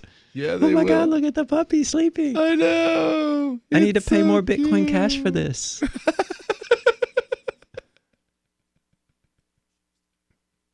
There is no limit to the number of ways that you can relieve stupid people of their money. Oh, absolutely. Anyway, this isn't done. We're not done with this story yet. That's right. We've still got legs on crypto chickens and how you can waste your Bitcoin feeding them when we get back. We have some good news. The indictments against Ross Ulbricht in the District of Maryland were dismissed with prejudice, meaning they can never be refiled. This is especially good because those indictments contain the only charge ever made that Ross engaged in murder for hire. This was a serious allegation that Ross Ulbricht denies. It was never prosecuted or ruled on by a jury, but was trumpeted by the federal government and the media as if it were proven fact. The Maryland court held these indictments for almost 5 years, poisoning Ross's case and leaving him under a cloud of unproven allegations. As explained in Ross's appeal to the Supreme Court, the fact that the judge used these allegations to give Ross a draconian sentence of double life without parole violated his Sixth Amendment right to a jury trial. Judges are required to issue sentences based on convictions decided by a jury, not unproven allegations never even charged at trial. Although this is a positive development, the dropped indictment will not set Ross free. Now, a presidential pardon is Ross's only hope of freedom. Sign the petition at freeross.org. freeross.org. Are you sick of government lackeys who say you didn't build that? Are you tired of elitists who think you need a government permission slip for everything? Everything you do is an A to B conversation, and the government should see their way out of it. Create true free markets by adopting the BIPCOT No Government License. The BIPCOT No Gov license allows use or modification of any product, service, or software except by governments or government agents. Go to BIPCOT.org. That's Bravo, India, Papa, Charlie, Oscar, Tango.org. Is spreading the message of liberty, cryptocurrency, and peace around the globe worth $2 per month to you? As you may already know, in addition to our internet feed, LRN.FM broadcasts on free-to-air satellite across North and Central America, as well as Sub-Saharan Africa. And we've been available on satellite for free 24/7 since 2010. The LRN.FM free-to-air satellite signal is reaching some of the most oppressive regimes in the world, and there's no doubt our ideas are making an impact. You can learn more about the channel's impact by watching the 3-minute video at fund.lrn.fm. If you'd like to help free minds globally with our ideas of liberty, cryptocurrency, and peace, you can donate as little as $2 per month via fund.lrn.fm. You can help us continue and expand our satellite broadcast to multiple continents. Visit fund.lrn.fm today, and thank you for your help. Don't forget to share the link on social media. That's fund.lrn.fm. The LRN.FM social media channels have been revamped. We've eliminated Facebook and focused on other platforms like Twitter and Mastodon, the decentralized alternative to Twitter. On our accounts, you'll find posts from multiple LRN.FM show hosts together in one place. Follow us on Twitter at twitter.lrn.fm, or better yet, move to the decentralized Mastodon social media platform at toot.lrn.fm, toot.lrn.fm. I think you'll like it. The Onion looks back at this week in history. On May 6, 1937, the explosion of the German passenger ship Hindenburg brought cheer to an entire generation of Americans in the midst of the Great Depression. The souls of the American people were fleetingly revitalized by the flame-engulfed Zeppelin and the shrill screams of burning passengers leaping to their heartwarming deaths.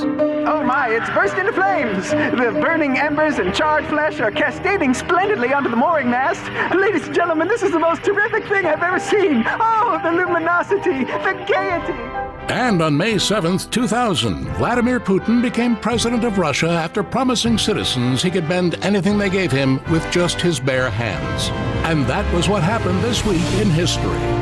In the words of the Italian philosopher Niccolò Machiavelli, whoever wants to foresee the future must first look at the past and then imagine all that old stuff looking more future-y and space-like. You can sign up to receive the latest about the Liberty Radio Network via our email updates at updates.lrn.fm. That's updates.lrn.fm. You're listening to The Call to Freedom on LRN.FM. تستمتعون إلى برنامج نداء للحرية مباشرة على LRN.FM.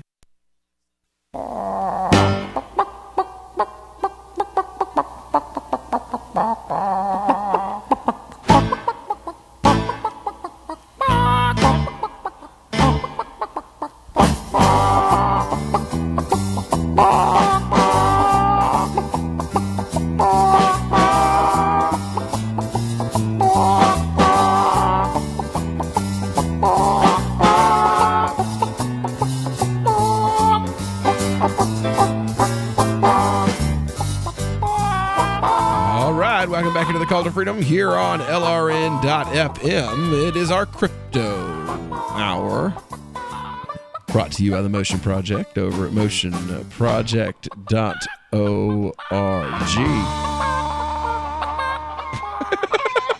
I'm having entirely too much fun with this. I just saw something that blew my mind. What? Harry Potter was a trust fund jock who married his high school sweetheart and became a cop. They're not wrong. Okay. That was it. Yeah. Yeah. That's true. He's really kind of a jerk in that context.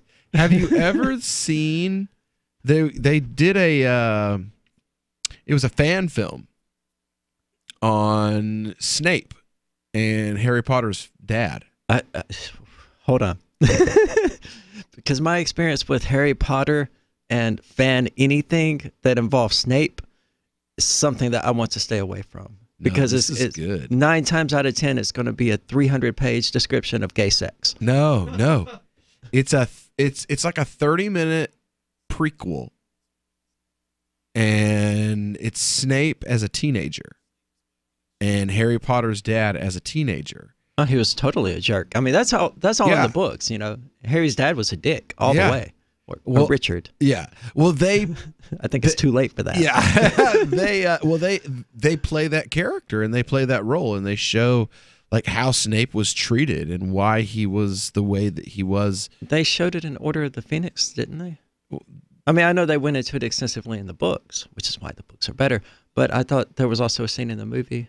this where they is showed how he like dangled him upside down by his ankles and stuff like that. No, they showed the whole school his underwear. It was This is like how a straight Snape, up bully. Snape was secretly in love with With Harry- Lily, yeah. With Lily, yeah. They play that whole storyline out.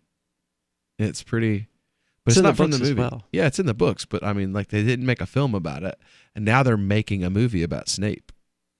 I hear they're making a movie about Snape's childhood, so they're gonna. Do I the refuse to prequel. watch anything after the 7th movie, and by the 7th movie, I mean Deathly Hallows Part 1. Yeah. Because the number 7 is big in the Harry Potter universe. I mean, that was intentional that there were 7 books, and they're like, no, but we're going to make 8 movies because we're going to drag this last movie out where, the first 3 hours of this crap that you're going to watch is just set up. Yeah. That's it. And then there's a plot. Yeah. After that. Yeah. Yeah. Screw that. They're And so now they're going to make number 9 and number 10. I'm just like, the story ended. It's like the Mass Effect video games. It's like it was designed with this particular arc. And once you disrupt that arc in the name of money, or generally money, of cashing in on its success with continued installations, it's so cynical. Nothing like the Star Wars prequels. That's all that was. The originals were written with this very clear arc following the hero of 1,000 faces. Why can't I think? The hero's journey, right? Mm-hmm. And it was like, oh, but this is really successful, and I want to make some more money, so I'm going to write these awful movies, and I'm going to direct the actors to be as wooden as possible, even though, really big name actors, and people are going to love them. And people are I'm going to be rich. And he was, although people did hate them, didn't stop people from going to see them. No, it didn't. They made so much money, and then people were like, that was terrible. And Disney's like, yeah, but you paid us to watch it. And I mean, the problem is those numbers they kept going down. Every new movie they made. Well, gee, market oversaturation is a thing, man. Well, We've not had only like that. one Star Wars product every 8 years on average for the last 5 years, and they're just like, hey, you want another one this month? Yeah. It's like, hey, so we've got 3 Star Wars movies coming out this year. We're going to do one from the perspective of C-3PO. We're going to do one from the perspective of Mace Windu. We're Are going to do those one real from- things? Huh? Are those real things? No, but it's what they did. It you is. know? That's what they did. They tried to. They were like, let's do a movie about the people who got the plans for the Death Star. Let's just like this random prequel side story. Let's make a movie about it, and let's put all these big name. I didn't even watch it. I was just like, I refuse to watch any of them. the one I mean, about it's- Han Solo too. I was like, nope, sorry, you killed Han Solo. Yeah, there's so much oversaturation that I honestly couldn't even keep track of them when they were in circulation. I know there was Rogue One or something like that. That's the one. Rogue One, I think, is the one where they. And I assume Solo is a Star Wars movie about Han Solo. Yeah, But that's just assuming. No, it is. It's him young when he meets Chewie and all that, I guess. See, that kind of thing destroys the mystique of the character. You can't do that. I mean, that's why Han Solo's background was so mysterious in the original. That's exactly the destruction of the arc that I'm talking about. That was his character. This mysterious, shady smuggler that no one knew anything about. But wouldn't you like to know everything about him? No, I wouldn't. It's like you see this super hot chick and you imagine what she's like underneath the clothes. You know, the imagining is often better than the actuality. That analogy doesn't work because an actual naked chick is always better than an imagined one. Beat it till it stops bleeding money. Yeah. Just beat it till it stops bleeding money. That's like the Disney credo. What are we doing? Who cares? Just beat it there till were it like stops bleeding money. 4,000 Lion King movies and Aladdin movies. I mean, if you make so many movies that even Family Guy is like, all right, let's make Aladdin 7. Jafar needs glasses. You've gone too far. They did the same thing with the Mermaid. People didn't realize it. Yeah, there's 4 mermaid movies. And each one sold worse than. I mean, it's a real thing. If you check on Rotten Tomatoes, the first movie's always good, and the second one, gets about 70, and then the ratings just steadily go down. Disney for a while had a rule that all part 2s went straight to video. Yeah. It was Aladdin. The Lion King 2 did. Return of Jafar. That I don't remember if that was in theaters or not. It wasn't. Return of Jafar wasn't in theaters. The one after it was. It was the first part 2 to go in theaters. And then Disney started putting part 2s in theaters. It was actually a part 3, but, Yeah. it was supposed to be, I guess, the first time that Disney put a sequel in theaters. I think it was partly because I think like Mel Gibson or somebody was the voice of the dad. Like it was some big name actor, so they kind of had to. Toy Story 2 is another one that was and they got Robin awful. Williams back for the third one. So it was like, you got to put it in the theater. Oh my God, your beard reminds me of Robin Williams in Castaway. Yeah, I know. I never noticed that until right now. Oh, Lord. All right. So, where were we? Oh, yeah. We're still talking about the chicken coop when we get back. What chicken coop? So it was a chicken. Something to do with chicken. We were talking about something about Bitcoin Cash and chickens. Who knows? Wasn't that video games and movies? What? Yeah, that's what it is.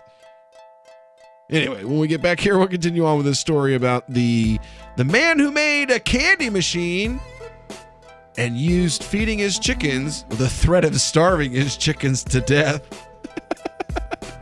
to pay for the marketing scheme. When we get back here on the Call to Freedom on LRN.FM.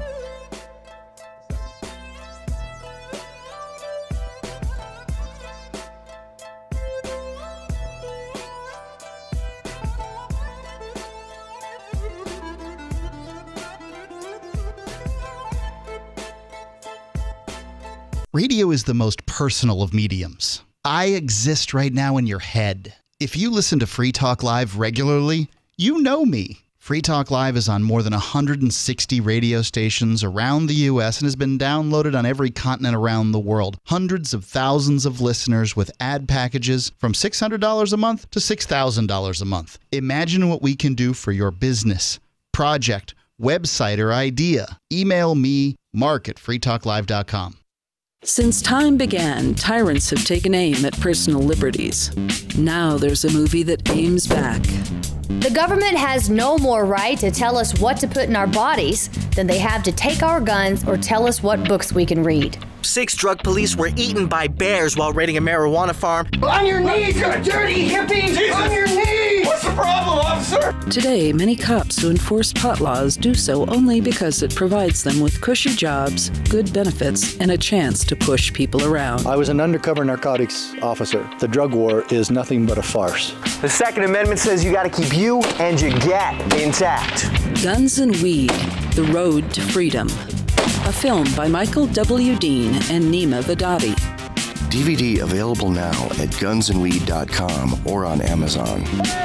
That's gunsandweed.com. Makes the perfect gift. Remember, that's gunsandweed.com.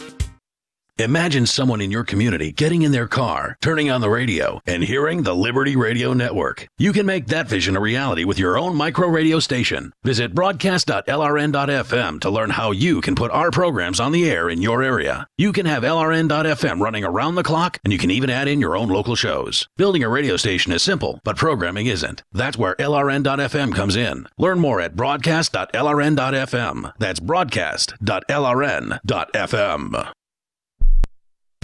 This Your Family Today tip is brought to you by Nestle Toll House Refrigerated Cookie Dough. Who would you bake some love for?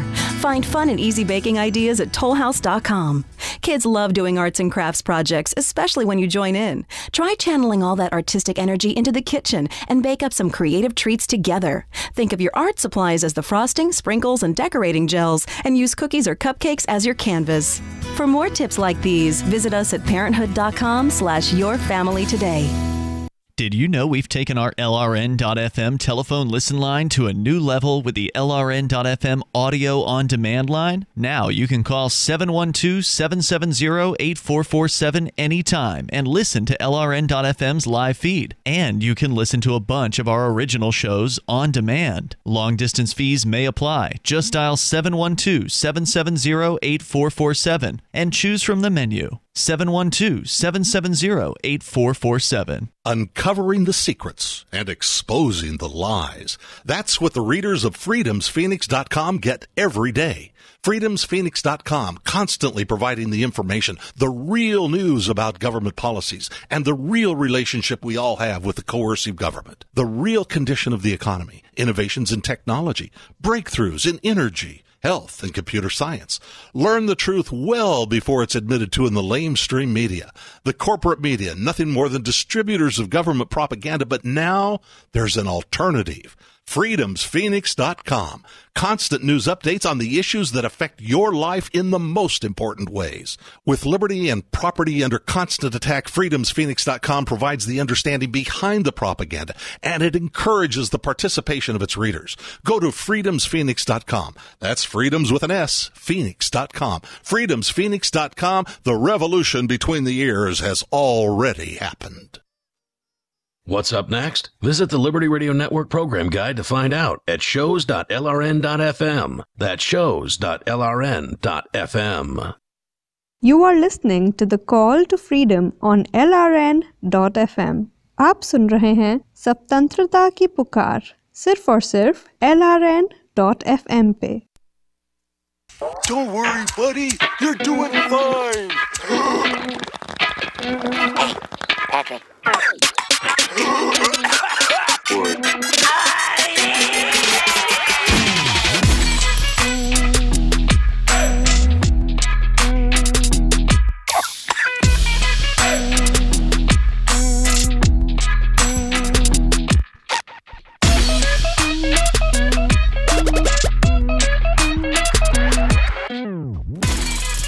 All right, welcome back into the Call to Freedom here on LRN.FM. Broadcasting live from our Horizon Global studio in beautiful Keene, New Hampshire. It is our crypto hour here, and we've been talking about the chicken coop, the Bitcoin Cash chicken coop. That's right, a great way for you to waste your hard-earned crypto so that some guy can advertise his new candy machine. This guy posted a picture of it on a link rather to his Twitch stream with a little what do you call it? QR code, and it's like, here, just click here and watch, and you can feed my chickens. What's going on right now? Oh, it's nighttime, and it's the nighttime crypto cam. Looking at their sleeping chickens on a what do you call it? Was it infrared? On a night vision camera. And a little Bitcoin Cash QR code up in the top left corner. Let's see here. Bitcoin Cash proponents have commended Lambert's Bitcoin Cash powered chicken feeding system on social media forums such as Twitter and Reddit. Many well-known cryptocurrency enthusiasts have also tested the system, including Coinbase CEO Brian Armstrong, who posted about the experience. This is pretty great. I just fed some chickens with crypto. Moreover, Unwriter has created an application called Memo Chicken, which the prolific BCH developer has described as a fun but internally highly sophisticated Bitcoin app with full event-driven architecture. Post a meme with money button and pick up the real-time transaction event through BitSocket, which then queries the Handcash handle $chicken for, I'm trying not to say chicken because I see their dollar sign barely looks like a dollar sign. $chicken for the receiving address, which then queries Coinbase Price API for the currency exchange rate for 50 cents in Bitcoin Cash, then finally sends the chicken 50 cents in Bitcoin Cash, which triggers the already so cool chicken feeding Twitch stream by Spencer Lambert. Unwriter explained after releasing the Memo Chicken The application. sum of human knowledge at our fingertips. And what do? We live stream chickens eating. Yeah. We use cryptocurrency to pay to watch chickens eat mealworms. Well, you don't even have to pay. You could just sit there and watch the feed, and it would be free, and you would still get to see chickens eat mealworms, but they wouldn't be. What do you mean get to? That's not get to. That's a punishment. That's what they are going to do to Gitmo detainees now. You have to watch this chicken eat for the next 14 years of your life. You have to listen to modern country music and watch this chicken eat. But not be able to. You can't pay Bitcoin Cash to feed them yourself. You have to watch other people feed the chicken. The torture! And here we have people voluntarily going, you know what? I want to watch this chicken eat. Yeah. I'm totally going to look at it when I get home. I mean, it's sort of a morbid complicated it thing. is, right? It says you post a memo with money button, pick up the real-time transaction event through BitSocket, which then queries the hand cash handle money sign chicken for the receiving address, which then queries Coinbase's price API for the currency exchange rate for 50 cents in Bitcoin Cash, and then sends the chicken the 50 cents in Bitcoin Cash, which then triggers the feeding machine. So is he going to steal the Bitcoin Cash from the chicken? Or does the chicken get to keep it? Because the chicken's doing all the work here. Right. Lambert's Twitch live stream and poultry feeding system can be seen here. Can be seen. We'll post the link in the Discord chat.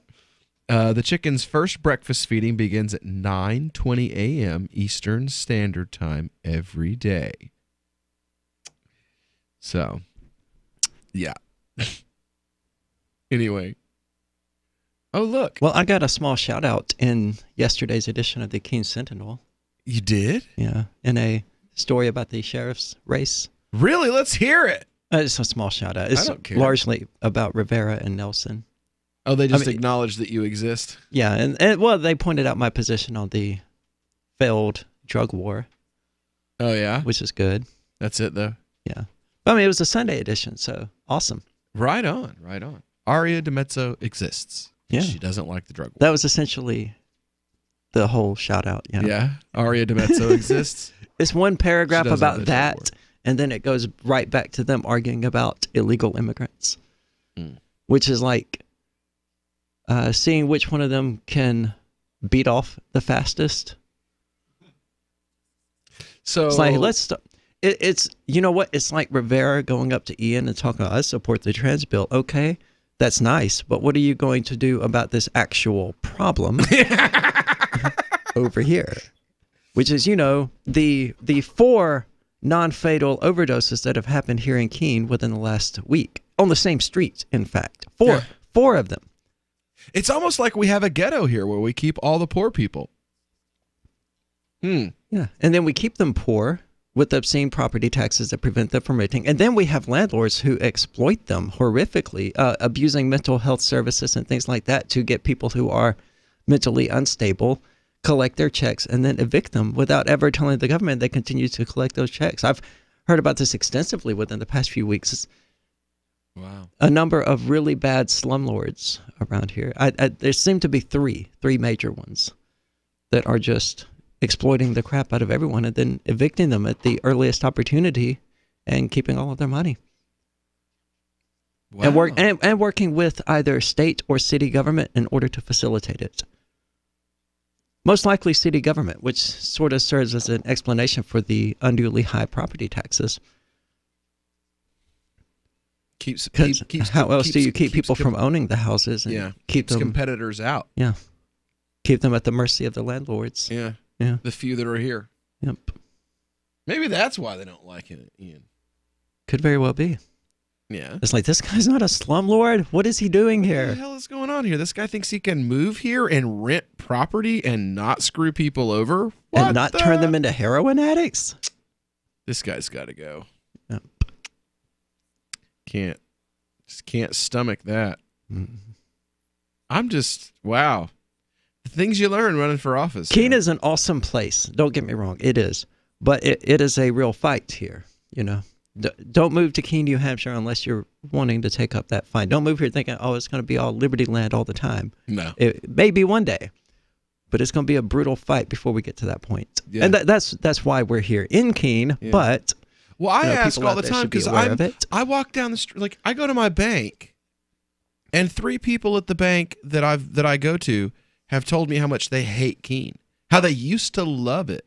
Keene used to be one of the most beautiful cities, and now it's just like this, you know, like they've raised the property taxes, they've got rid of the things that brought tourists to the area. It's like they've gone out of there. It's like the city government's going out of its way to run this town into the ground. Well, that's what people do when they become junkies, and I think that's probably the best way to describe the city government is they're addicted to spending, and they don't have any sources of revenue. So what they're going to do is continue squeezing the few that they have until they're dried up and dead and buried. They're kind of like Disney, too, in that respect. Right, in that regard.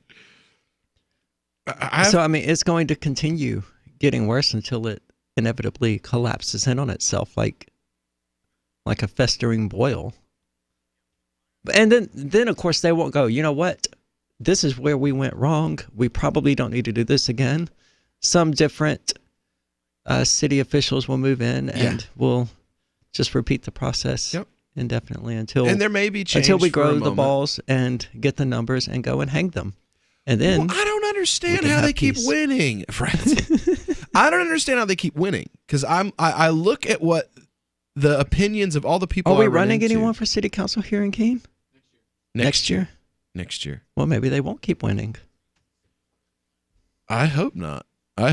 Because this town, there's people so are people, much, not sources of revenue. There's so much opportunity for opportunity here. You know, like if you would allow businesses to come into this town instead of trying to rake them over the coals, allow them to provide jobs for this town that desperately needs them. You know, all the dope heads walking up and down the street that are unemployed. Why did you move to the Shire? I moved here to the Shire because there's other people around who take liberty just as seriously as I do. I moved to the Shire because I saw videos of people challenging authority and thought that I could get support myself. It called to me, like, do this, right now. I wanted to be around people like me who got it, and once I got here, I knew there was nowhere else that I wanted to be. I've always wanted to change the world, so I moved to the Shire to join people who were actually working towards doing the same thing. The people here are awesome, loving, and positive. It was for the adventure and for the feeling of something important is happening here, and I just wanted to come to sort of be part of that. Visit ShireSociety.com to read and sign the Shire Society Declaration and learn the reasons why, if you love liberty, you should immigrate to the Shire. Plus, connect with others via the forum at ShireSociety.com. That's ShireSociety.com.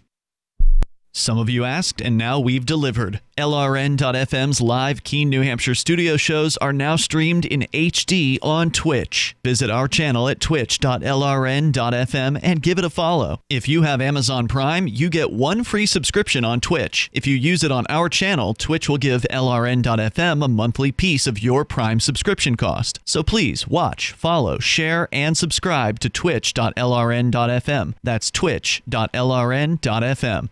What do you shop for that you could otherwise buy at Amazon? Pretty much everything, right? Amazon has competitive pricing and they deliver, and that's a big plus. If you could plan ahead in your shopping, would you be interested in saving up to 33%?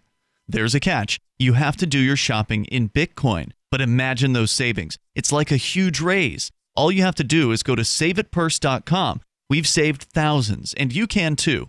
Plan ahead and save. Saveatpurse.com. More of the Call to Freedom is coming up next, live after the news on the Liberty Radio Network at LRN.FM. Temporarily from Gotham in the Empire State, this is Daryl W. Perry, host of FPP Radio News for the weekend of November 2nd through the 5th, 2018. Silver is trading at $14.67 per ounce. Gold is valued at $1,232 per ounce. Zen is trading at $15, and the average price of Bitcoin is $6,397. Antiwar.com reports with Afghan security forces suffering record casualties and their already tenuous control slipping all the time, things are looking dire in Afghanistan. But from the Taliban perspective, all these same stats add up to things looking pretty good. The Taliban is getting 12% of Kabul is under direct Taliban control, with another 32% of the city considered at the very least contested. All of this adds up to a Taliban able to contest virtually any part of Afghanistan they choose, able to make a serious run at seizing almost any city in the country, at least temporarily, and can carry out so many simultaneous offensives that the Afghan military can't react to all of them. Zencash is now Horizon. Horizon is a privacy platform built on zero-knowledge technology with a decentralized secure node architecture. The Horizon platform enables real-life uses beyond currency, including the ability to privately chat with other people. Soon, Horizon will enable you to publish information and go anywhere on the web, all with complete privacy. Horizon, bringing privacy to life. Learn more at horizon.global. HORIZEN.global. Reuters reports the man accused of fatally shooting 11 worshippers in a Pittsburgh synagogue during Sabbath prayers pled not guilty on Thursday to federal hate crimes charges and other offenses as the city's Jewish community buried 3 more of its dead. Robert Bowers, who had been wounded in a gunfight with police and made his initial court appearance on Monday shackled to a wheelchair, walked into Thursday's proceedings upright and without the need of assistance, wearing a red jumpsuit and a bandage on his left arm. He spoke little other than to say he understood the charges against him and that some of them could lead to the death penalty. He then entered a plea of not guilty to all 44 counts against him. He also requested a jury trial. Bowers appeared sure of foot and exuded a demeanor of confidence, answering questions put to him by U.S. District Judge Robert Mitchell in a clear voice and signing papers with a steady hand. The indictment returned against him on Wednesday includes 11 counts of obstructing free exercise of religion resulting in death and 11 counts of using a firearm to commit murder. A one-time truck driver who frequently posted anti-Semitic slurs and conspiracy theories online, Bowers is accused of bursting into the Tree of Life synagogue last Saturday with a semi-automatic rifle and 3 pistols and opening fire in the midst of Sabbath prayers as he shouted, "All Jews must die." In addition to the mostly elderly congregants who died, 2 were wounded along with 4 police officers before the suspect was shot by police and surrendered. Prosecutors have said they will seek the death penalty. Bowers has also been charged in state court with 11 counts of criminal homicide and 13 counts of ethnic intimidation, though authorities have said prosecution of the federal case will take precedence. In 2115 New England, there are no borders, no states, and no regulations, yet never has a more peaceful and prosperous place existed. But Mr. Drake Security Company has seen better days. Faced with the prospect of waning power, Mr. Drake intends to replace the anarchy of New England with a government. Anarchy in New England by Joe Jarvis is available from Amazon.com and all major bookstores. Antiwar.com reports in their latest damning audit of the Afghan war, the Special Inspector General for Afghanistan Reconstruction found that the Central Command had been routinely violating the deployment requirements for advisors to Afghanistan. Under mandated deployment rules, anyone being sent to Afghanistan to serve as an advisor is meant to undergo advisor training first. Only about half of those surveyed received any training at all, and mostly not the right sorts of training. Saigar further found that the Pentagon does not have any metrics to gauge what progress, if any, is being achieved in the costly advisory programs. They not only haven't been tracking it, but they don't have the means to attempt to do so. Saigar warned that with no goal set and no way to measure progress, it's impossible to tell if anything was accomplished. This has been FPP Radio News. Online at fppradio.com. Allison Fry and Peter Hartman are a long-term couple. They've been trying out an open relationship that frees them to emotionally burden and exhaust other people. We're both grown-ups. We both trust each other. It just seemed like the right time to open ourselves up to meeting other people and barraging them with our crippling emotional neediness. Yeah, I mean, don't get me wrong. I still want to vent to Allison about all the anxieties I have at the office until she wishes I would just shut the up. But sometimes you just get the urge to sap the life out of a different woman for a change. The flexible arrangement has allowed Fry and Hardman to participate in a variety of tiresome and psychologically draining one-off encounters with partners ranging from close acquaintances to total strangers. Of course, there was a time when I couldn't imagine saddling anyone but Peter with my extensive emotional baggage and trust issues, but now that we've tried it... The best part is, when we're back together, all we really want to do is drain the living out of each other. This is the Onion News Network. You are listening to the Call to Freedom on LRN.FM. Unasikiliza wito wa uhuru katika LRN.FM.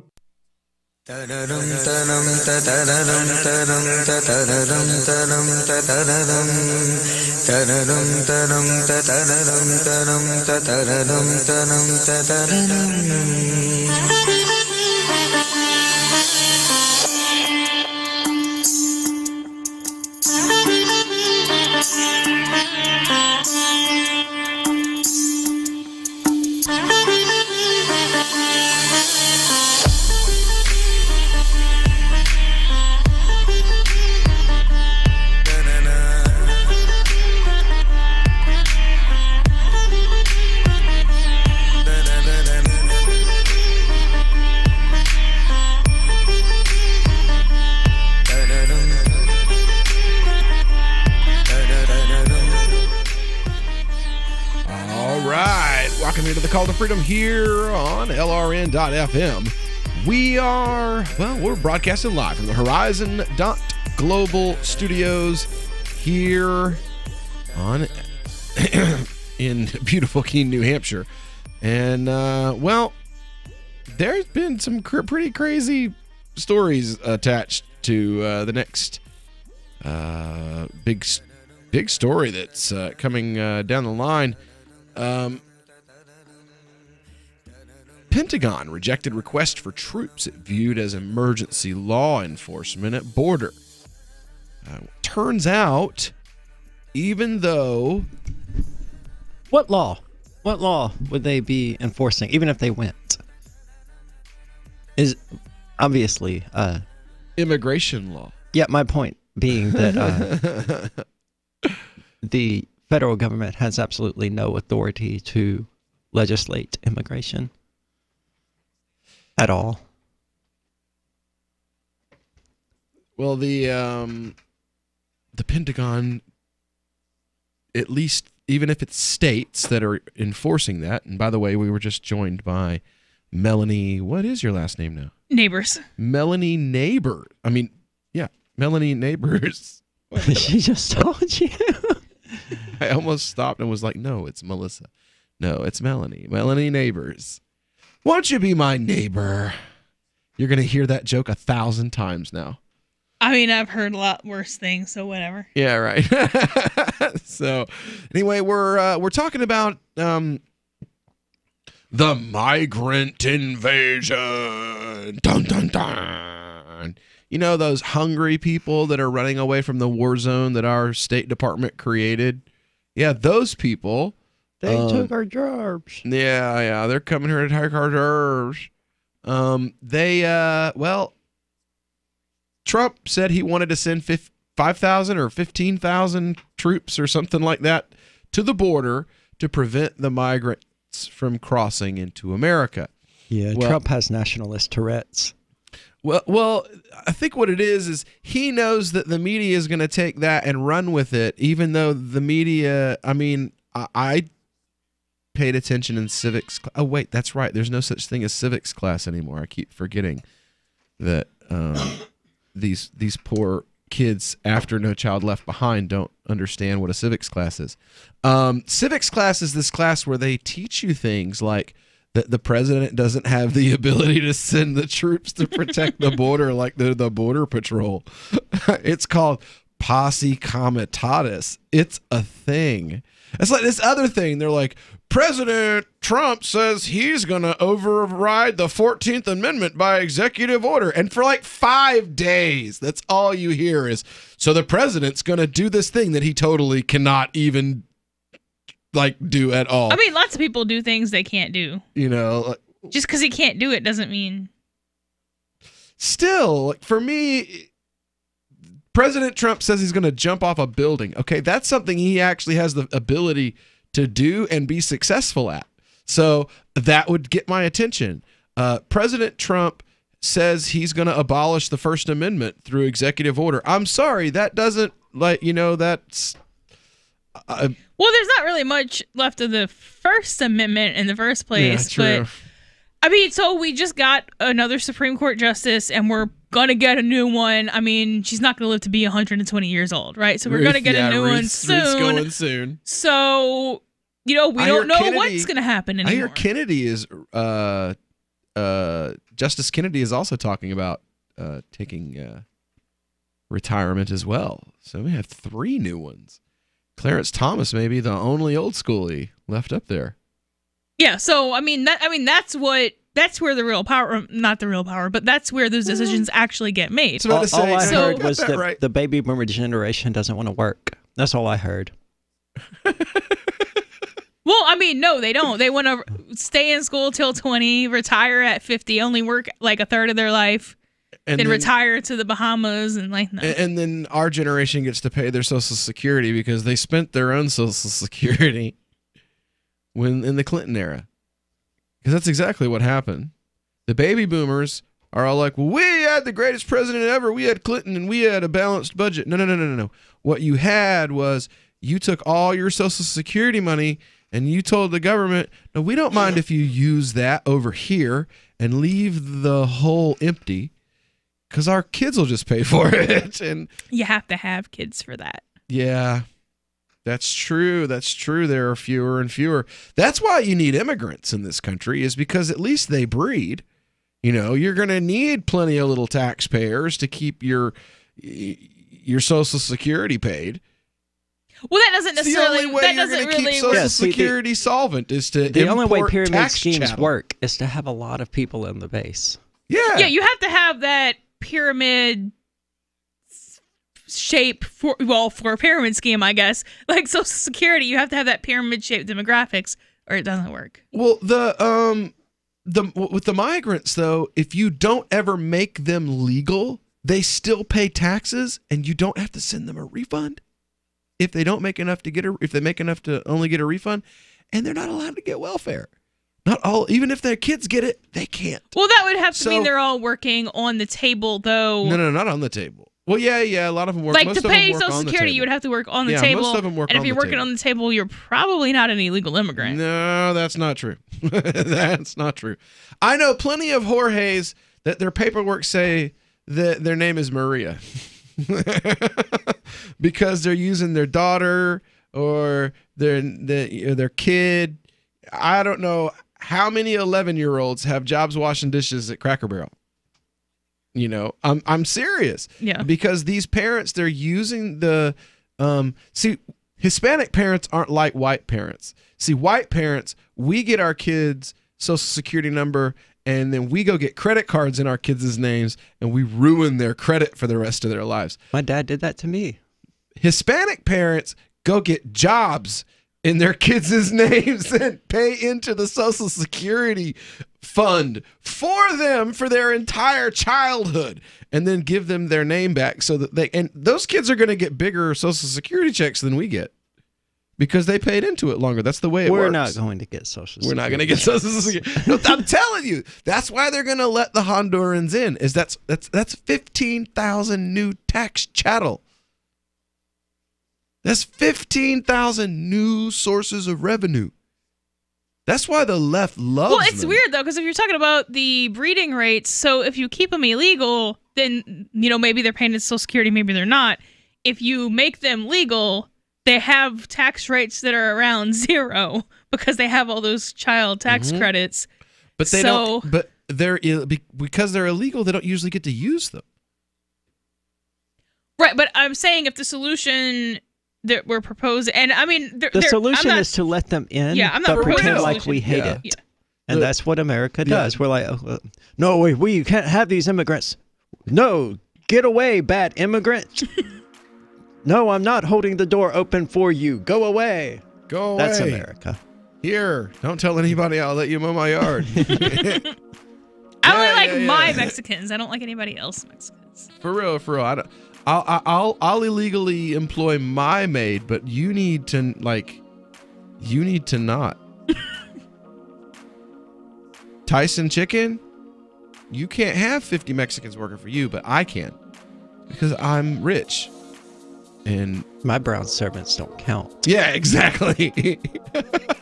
All right, we'll be back with more about the this migrant caravan and the response, the violent response, when we get back here on the Call to Freedom on LRN. Looking for a great real estate investment? Consider New Hampshire, which is ground zero for the Liberty Movement. Your first call should be to Mark Worden from Porcupine Real Estate. He's more than just a real estate agent. He's your New Hampshire concierge. Where are the best places to live? Do you want farm, city, the burbs, or forest? Do you want a duplex or multifamily building so that renters pay your mortgage? There are homes in all price ranges in New Hampshire, and Mark can help with financing too. Invest in liberty and property. Mark Worden can help.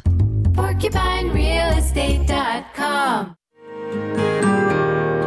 So the protection of life, liberty, and property is what the Free State Project is all about. But it's an effort to move 20,000 people who understand. It's about demonstrating to the entire country that, yeah, we can have a free market, a truly free market. Making it just a freer, great place to live.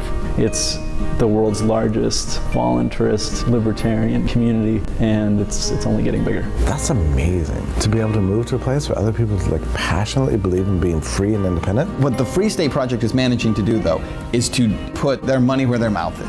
Physically getting up across the country and saying, let's go someplace and let's demonstrate the power of these ideas. There's a lot of kind of philosophy that surrounds liberty. There's a lot of thinking about it and talking about it. But here in New Hampshire, people are doing it. 101 Reasons Liberty Lives in New Hampshire, a documentary by Free State Project Early Movers. Watch it free at 101reasonsfilm.com. 101reasonsfilm.com. Did you know you can listen to LRN.FM via our free-to-air satellite channels? We have channels over nearly all of North America and much of Africa. All you need is an affordable receiver and a dish as small as 30 inches. There are no monthly fees. Learn more at sat.lrn.fm. Plus, if you are a broadcaster or want to be one, this is a good delivery method for our content. See our coverage maps and get details at sat.lrn.fm. That's sat.lrn.fm. sat.lrn.fm. Are you tired of governments around the world killing innocent people? Stop using their money. There is an alternative. Bitcoin is a stateless, free market, non-political currency. Bitcoin is money that cannot be inflated or controlled by any state. By continuing to use their money, you're perpetuating the killing. Stop doing it. You have an incredible alternative available to you now. Learn it, use it, spread it. Get started with Bitcoin at Bitcoin.com. It's Bitcoin.com.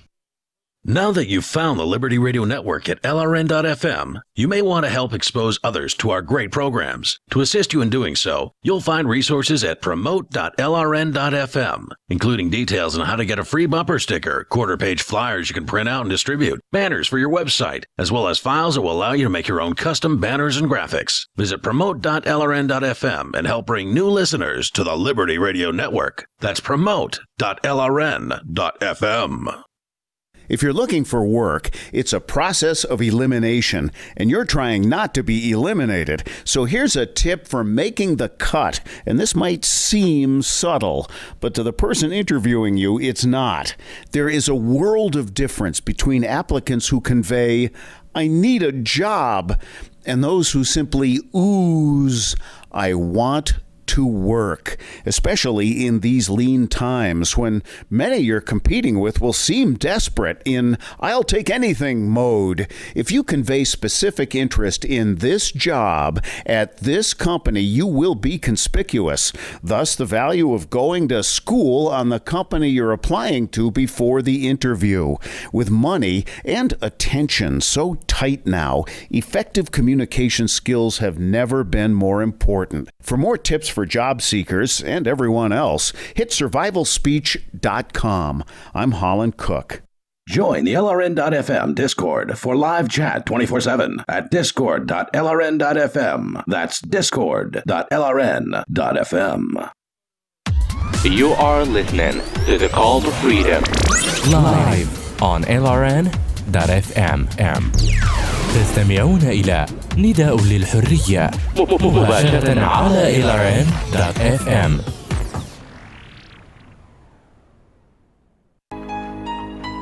Rick? Hey, Morty. Rick? Are you far away or are you inside something? Is the camera? Is everything a camera?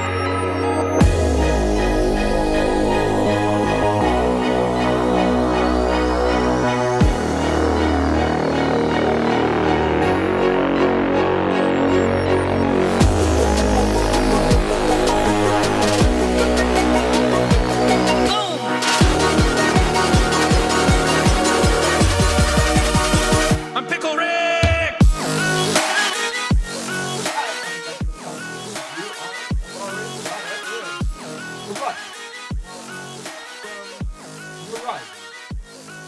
You're muted.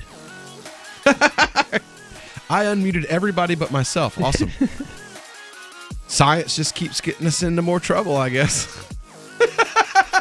Can't believe that's hilarious. Anyway, so welcome back into the Call to Freedom here on LRN.FM. We've been talking about this migrant caravan. I finally found what was supposed to be the lead story for this hour, though. This is pretty funny. State reps' outline for killing non-believers in holy war is referred to FBI. That's right, a Washington state lawmaker who moonlights as a wannabe theocrat stumbled into FBI scrutiny over a how-to guide he wrote on killing non-believers and establishing a Christian theocracy. 5-term Washington state rep Matt Shea has been circulating a manual for holy war in the United States, the Seattle Times reported. The 4-page document, titled Biblical Basis for War, goes point by point over how a Christian theocratic government could and should exterminate its opposition in a battle to win a hypothetical holy war. But we don't have one of those. And well, at the outset of Shea's holy army would issue terms of surrender to its enemies. The demands include stop all abortion, no same-sex marriage, no idolatry, occultism, communism, and a requirement to obey biblical law. Communism is already illegal, by the way, in a lot of states. Right. If the rest of the country refuses to yield to these terms, the document advocates a final solution. Simply kill all the males. Most of the document... What?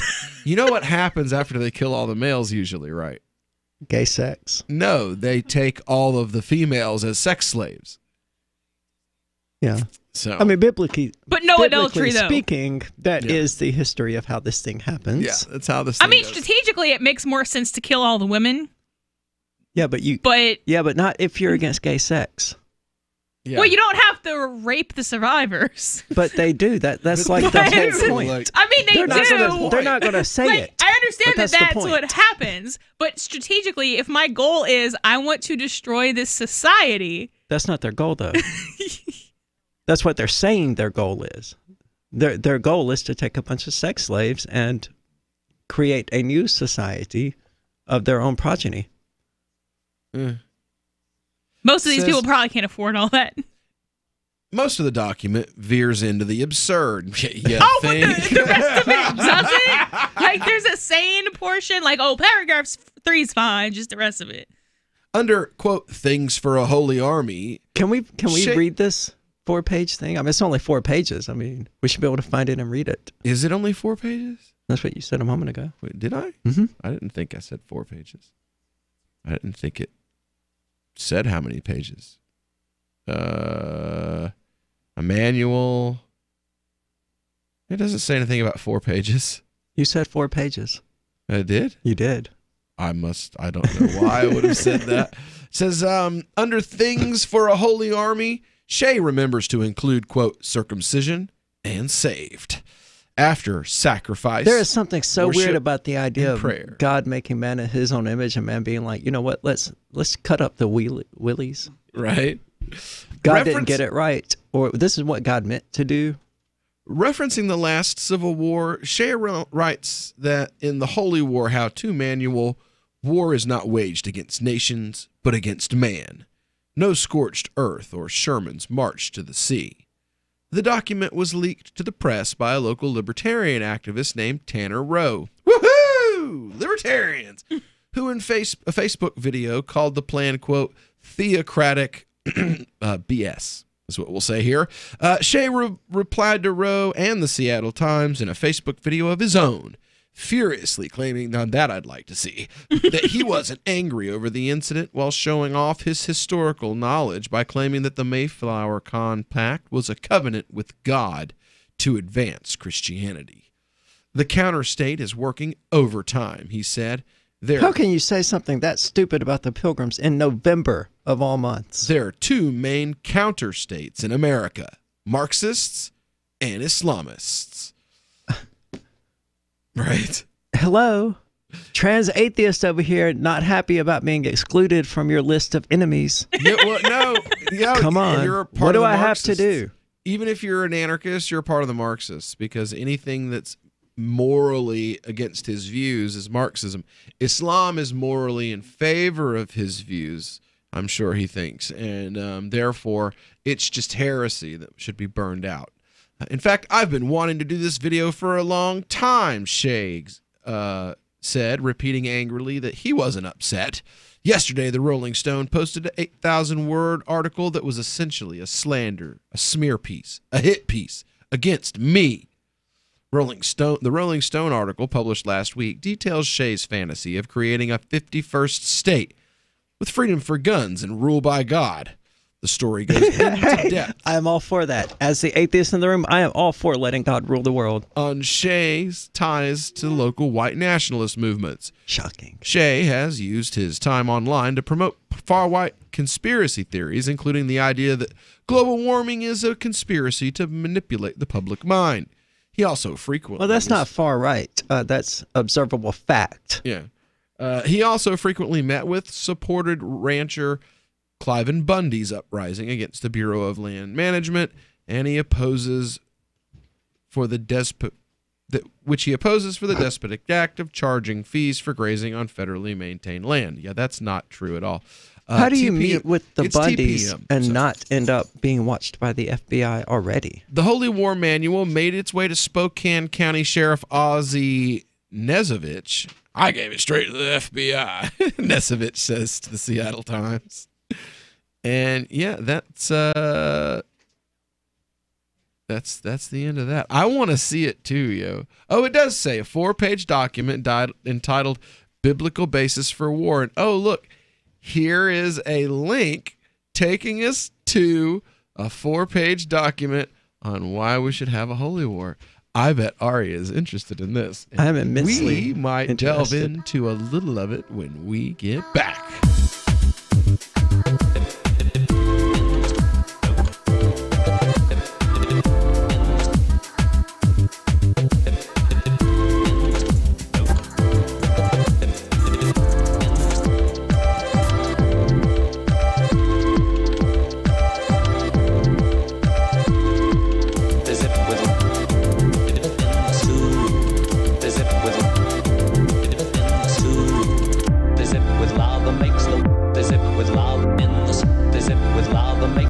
Catch the Call to Freedom at its new time, weekdays from 4 to 7 p.m. The Call to Freedom is the only live drive-home call-in show in the U.S. with a segment devoted to cryptocurrencies. Crypto Hour, brought to you by Helium.com, live from Vertcoin Studios in New Hampshire.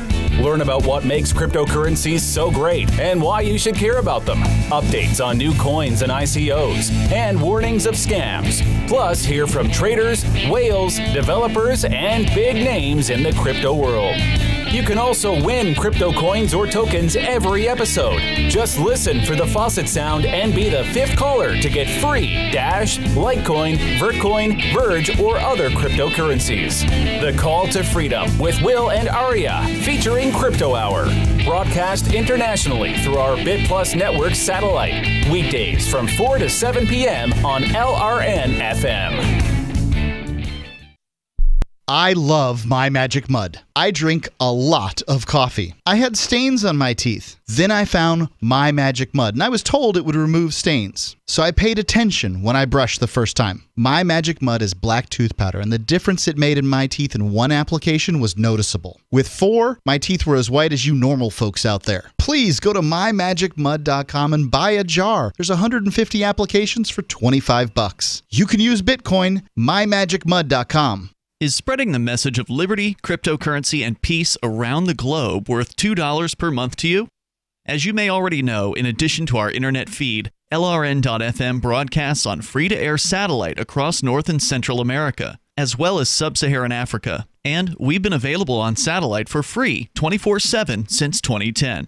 The LRN.FM free-to-air satellite signal is reaching some of the most oppressive regimes in the world, and there's no doubt our ideas are making an impact. You can learn more about the channel's impact by watching the 3-minute video at fund.lrn.fm. If you'd like to help free minds globally with our ideas of liberty, cryptocurrency, and peace, you can donate as little as $2 per month via fund.lrn.fm. You can help us continue and expand our satellite broadcast to multiple continents. Visit fund.lrn.fm today, and thank you for your help. Don't forget to share the link on social media. That's fund.lrn.fm. LRN.FM is proud to announce our official listening apps for Android and iOS devices. Now you can easily tune into our streams anywhere, anytime on your smartphone or tablet. Just visit apps.lrn.fm or search for LRN.FM in the Android or Apple app stores. Please download, rate us 5 stars, then share the link on your social media and let your friends and family know how you're listening to LRN.FM. Download it now, free at apps.lrn.fm. I've been told no in many different ways. I give you an order and you're going to obey it. George, you can go this way. You can do that and you have to leave here. You cannot bring signs into the rally. Walk with me. Well, I'm comfortable here, actually. Whoa, Hey, who do you think you are? Excuse me. There is no video and audio allowed in this office. No, I have work today. You ain't gonna make it. Wait on account. Now. Wait a minute. Whoa! Hey! Oh my God! Unbelievable! Why are you running from me? Because you're scared me. What am I being detained for? You're being served. What is this? You're being served. What is this?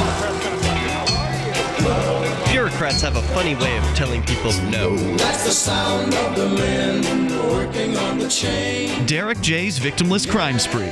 Watch it for free and order the Director's Cut DVD at victimlesscrimespree.com. You're listening to the best liberty-oriented audio streamed around the clock, on the air, and online. This is the Liberty Radio Network at LRN.FM. This is Angel Clark, and you're listening to The Call to Freedom on LRN.FM.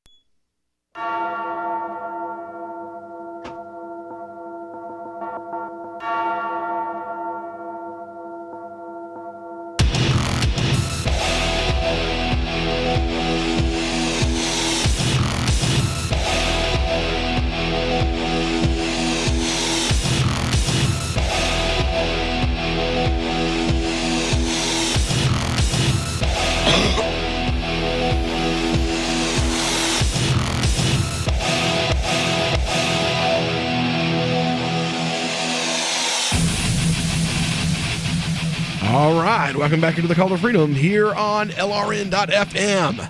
We are broadcasting live from the Horizon.Global studios here in beautiful Keene, New Hampshire. And I'm joined in studio today by Melanie Now Neighbors, along with the Queen of Crypto, Miss Aria DiMezzo, over there dozing off. Poor thing. It's been a rough day. Has been a rough day. And it's not over yet, unfortunately. No. So we got this 4-page manifesto, call it what it is. If a Muslim had written it, it'd be calling it a manifesto. You know, this holy war manifesto called the biblical basis for war. Let's see here. It's too bad Tom is in here. First chapter is God is a warrior.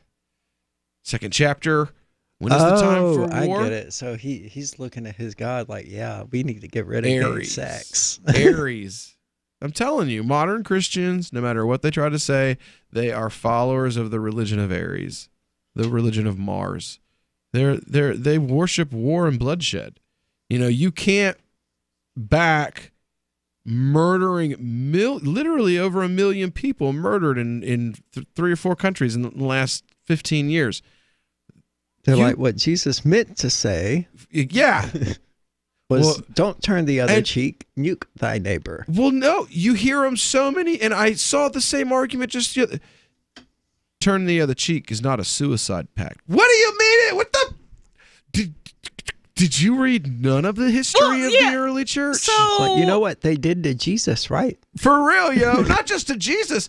The early church, for the first 200 years, they fed those people to lions because they refused to fight back.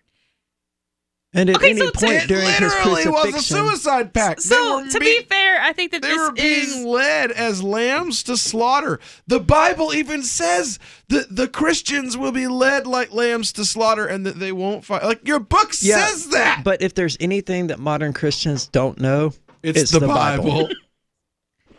To be fair, I think that this is science. a fair interpretation. Well, yeah, science. I think that this is a fair interpretation of the text. I don't know, honestly, how you read the Bible and don't get that this is like a very pro-violence book. Because there was a New Testament. Because there was a New Testament. Yeah, but Jesus also said that he didn't come to abolish the old law, and he did say things about turning people against, like turning your brother against your father and stuff like that. That would happen. No, he didn't. He condemned Christianity that. shouldn't do that. Yeah. He didn't say that Christianity should do that, but just that No, he would said happen. he said I came to. That would happen because of his message.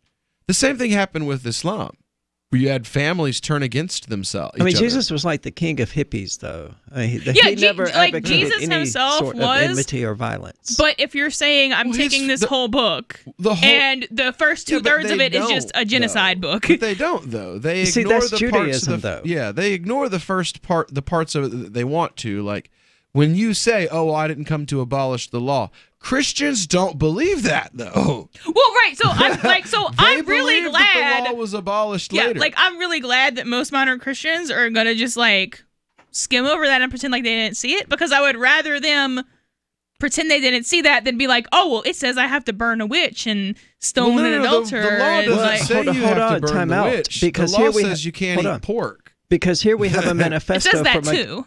Here we have a manifesto from a guy who isn't ignoring that. Well, so right, he's following the Christianity that you're criticizing Christians for not following. No, I'm saying I'm glad that they don't follow it, but you can't really say he's not following the book, because he is following what the book says. No, he's just following the other parts that he wants to. Yeah. Well, again, like he's not making this up. He's getting this from the book. Religion is a reflection of the believer. That is, bar none, always. I mean, even our own, my tradition, the Muslim tradition specifically says that a man will find in the Quran what he brings to it.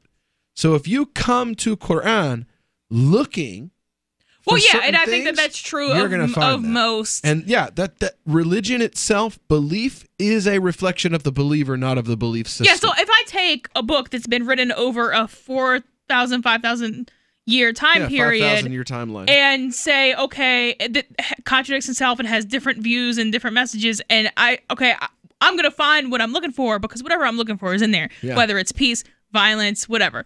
Well, that's the difference in exegesis and eisegesis. You know, that's why one of them is appropriate and one of them is not, is because one of them is reading a text in context for its historicity, understanding what was happening in human society when those pages were being originally written, and taking a verse from Genesis with a verse from 2 Kings and a verse from Isaiah and a verse from Matthew and a verse from Corinthians, and stringing them together into a sermon and going, look, God's trying to tell you something. Okay, yeah, so people do misinterpret stuff deliberately. It's not even misinterpreting but it. They're like, literally creating a narrative that doesn't exist. But if he's saying stuff like, I don't like gay people, that's supported by the Bible, and that's supported in the New Testament as well. Yes. So it's...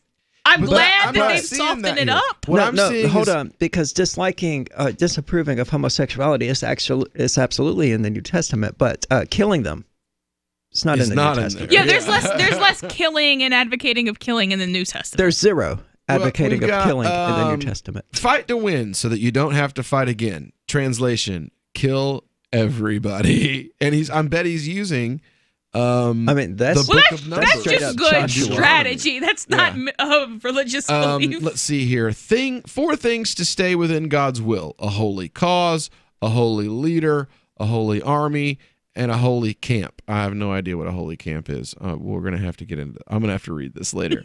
4 ways to know it's time to fight. God reveals his will to the leader. That's convenient. Huh? That's schizophrenia, I think, is the word that you're looking for. Are we sure David Koresh didn't write this? The leader inquires of God, a prayer council. God puts it in the hearts of the people.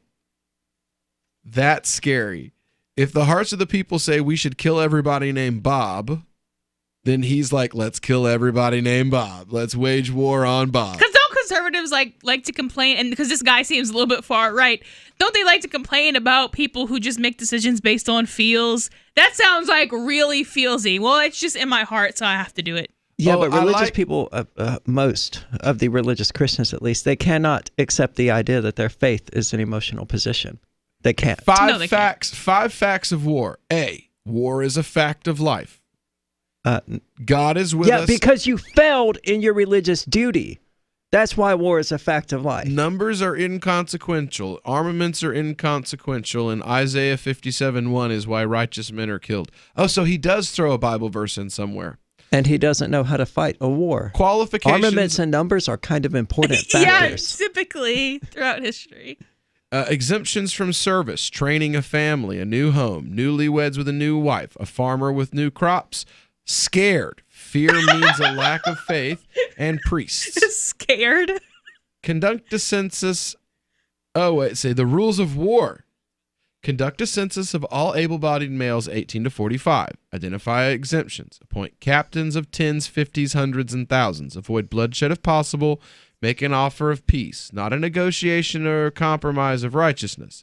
You must surrender on our terms of justice. This sounds like my family, for real. I mean, we had a compound we did military training and crap when I was a teenager. Oh, so he's totally cool with taxes. And if they do not submit, kill all the males. So, yeah, awesome. That sounds like... that sounds incredibly like the Pharaoh. What? Well, and what? That sounds almost Roman to me. Christians accuse Muslims of. That sounds like it's almost like they're projecting their insanity onto us.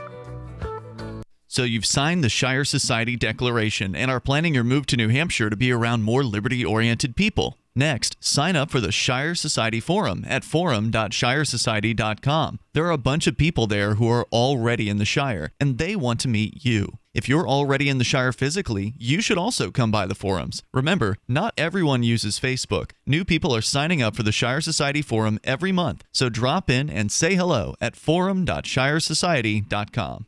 On Free Talk Live, we're bringing people to the ideas of liberty every day. From wrestling superstars like Glenn Jacobs. You guys really are having an impact, I believe. Like I said, a lot of where I am now is due to listening to Free Talk Live. You changed my mind on some very important issues years ago. To random people tuning in on the radio.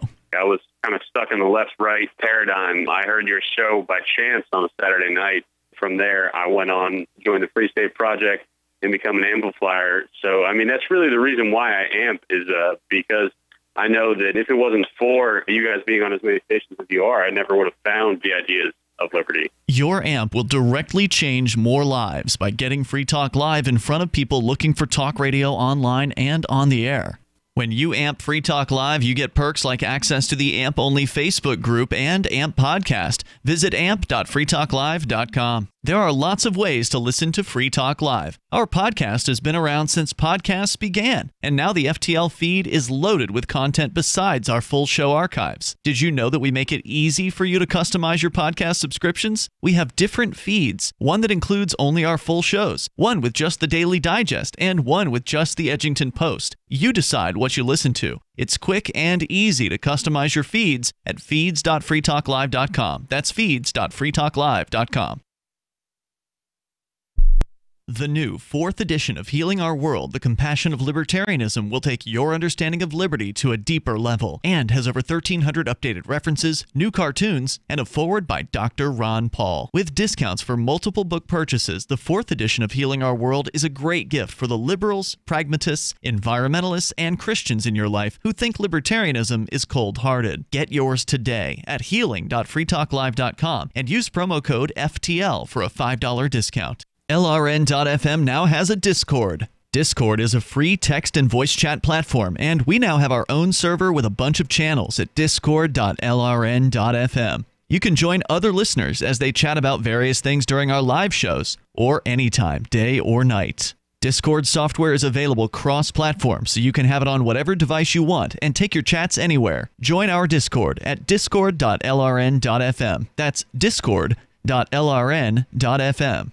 The Free State Project has reached its goal of 20,000 liberty lovers who've pledged to move to New Hampshire and get active to achieve liberty in our lifetime. Perhaps you're trying to figure out what part of New Hampshire should be your destination.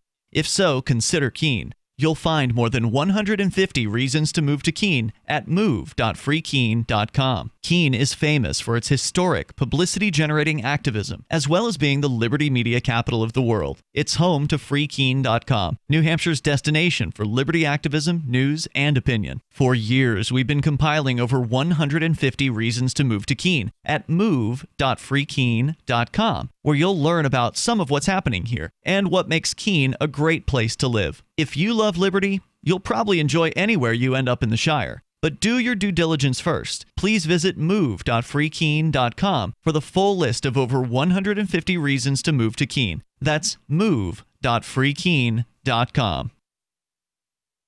Do you love Twitter? Make sure you favorite the LRN.FM Twitter account so you can receive our tweets at twitter.lrn.fm. That's twitter.lrn.fm. You are listening to The Call to Freedom on LRN.FM. تستمتعون إلى برنامج نداء للحرية مباشرة على LRN.FM.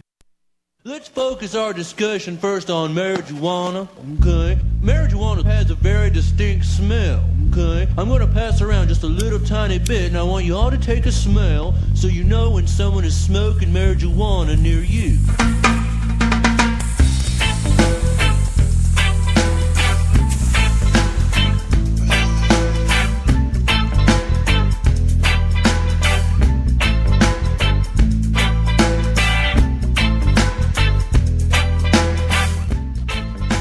All right, welcome here to the Call to Freedom here on LRN.FM. It is time for our cannabis news segment. We're going to read the manifesto of this lunatic Christian theocrat tonight and come back and... after we get high. Yeah, because you're going to need to read that hot garbage. Maybe that's why this Utah senator in our story for Cannabis News decided he would eat an edible.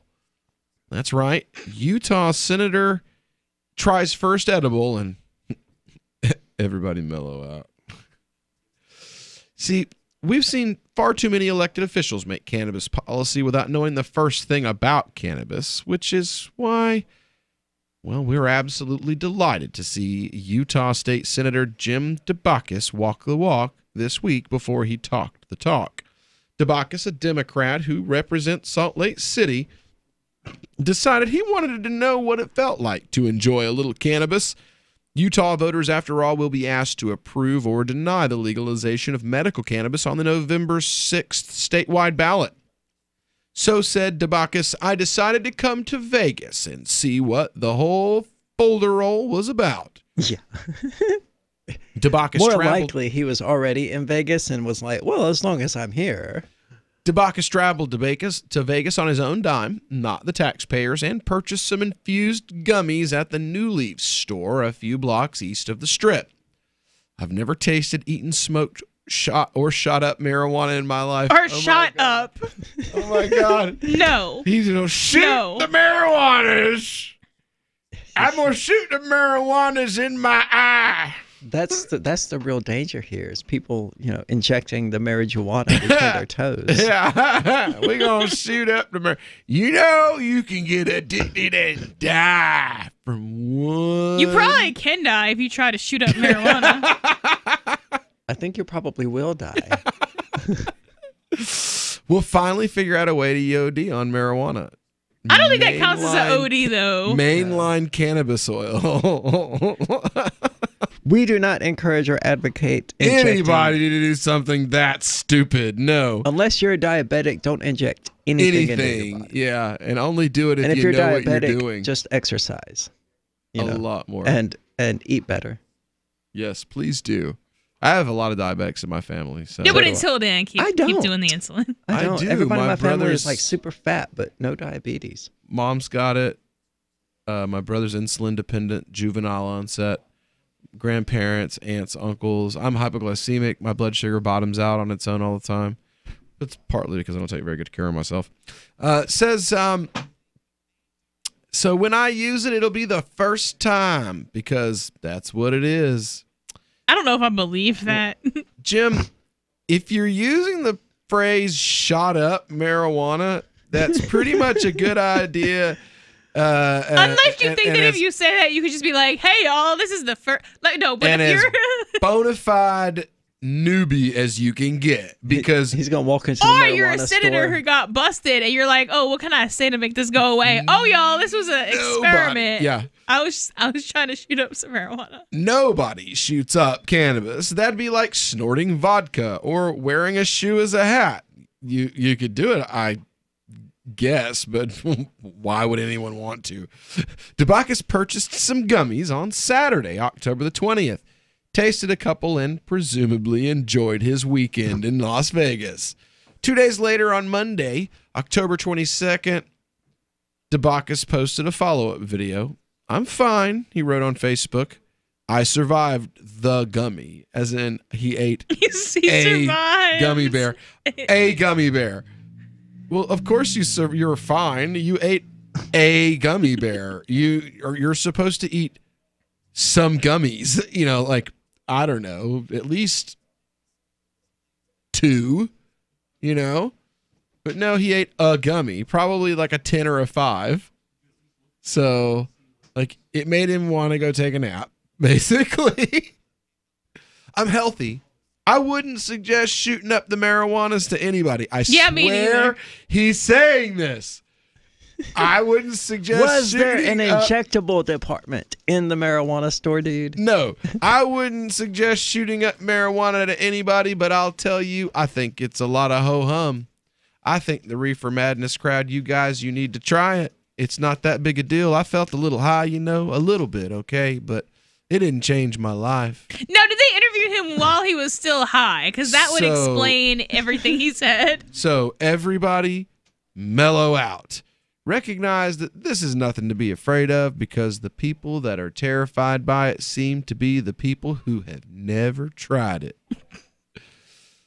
Utah voters will decide the fate of medical marijuana in their own state on Tuesday, November 6th, when Prop 2 appears on the ballot. Leafly will cover the action in a special live election 2018 page and videos that evening. We'll see you then. Oh, we got a video of the senator here. Hold on, Lou. We got to check this out. Jeez.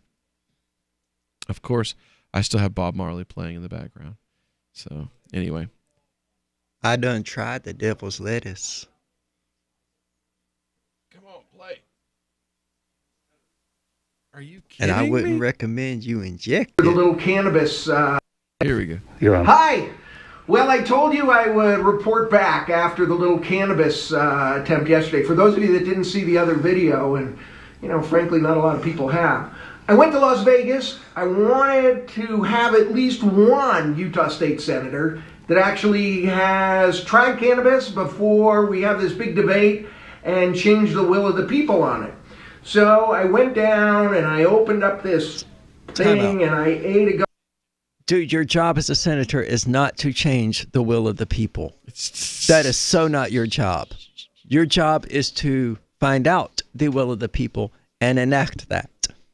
That's your actual freaking job. That's probably your job description. Well, because what he's saying is that the voters in Utah are going to vote in favor of it, and then the anti-cannabis people are going to try to change the bill like they have in every other state. Right. So he's saying before we go and we do this, maybe someone in the state Senate should have actually tried it. I get that, but on some level, he and most politicians do believe it's their job to convince the people to go along with what they or want. Or to just overrule them. Yeah, if they can fail in convincing them. Gummy bear and nothing. Oh my God, so a gummy that's what I'm bear. here to report. I made it back to Salt Lake, and I'm healthy. I wouldn't suggest shooting up marijuana to anybody, but I'll tell you, I think it's a lot of ho-hum. I told you he said it. I think the Reefer Madness crowd. I cannot believe he said that. Guys, you need to try it. It's not that big a deal. I felt a little high, a little bit. I think he's still high. But it didn't change my life. It wasn't like, Like, so, look at him, though. Like, I think he's still high. Mellow out. Recognize that this is nothing to be afraid of, because the people that are terrified by it seem to be the people who have never tried it. I would suggest that a final dispensation be given to everyone in the Utah legislature to go try gummy bears. Maybe we can pass a special law, have a special session. We can do it in the Capitol with nurses around and doctors. And they can try it, and we'll need a religious, this doesn't count as sin. This is a one-time only, as informational. And before they have the big revision of Prop 2, which is what they're going to do. I mean, make no mistake, that anti-reefer madness people are in total control now, and they're going to rewrite what the people have there. So having said all that, I'm just saying, no big deal. No big deal. And now I am busy. I've decided to kind of pack up my office. All right, so. Yeah, I want to see somebody go to their priest or their imam or their rabbi and be like, look, I need a religious dispensation. I need an exemption. He I am convinced he is trolling. It is a masterful troll, but I am convinced that he is trolling. He's a politician. His whole life is a masterful troll. What do you mean? True. But I'm convinced that he has smoked plenty of weed in his life. Oh, yeah. And that he's talking about shitting up just to be funny. Yeah. And that he's whole thing right about now. He's high right now. No, he's high. We need totally to sit high around in that the video. He looks state like he's capitol high. eating gummies. Yeah. He's trolling with the pink feather boa around his neck. Oh yeah, he's totally stoned. No straight white male does that on video unless they're intoxicated on something. I do, me. Right? You do, but yeah. Anyway, we'll be back tomorrow with more Call to Freedom. But don't go anywhere because Free Talk Live is coming up next. This is Michael Dean from the Freedom Fiends. I've run websites since 1996 and have used over a dozen web hosts in that time. AgristHosting.com is the only one that hasn't broken my heart. Agrist Hosting's uptime and service is stellar, and their DDoS mitigation is the best I've seen. That's important because if you tell the truth in this world, you'll ruffle feathers.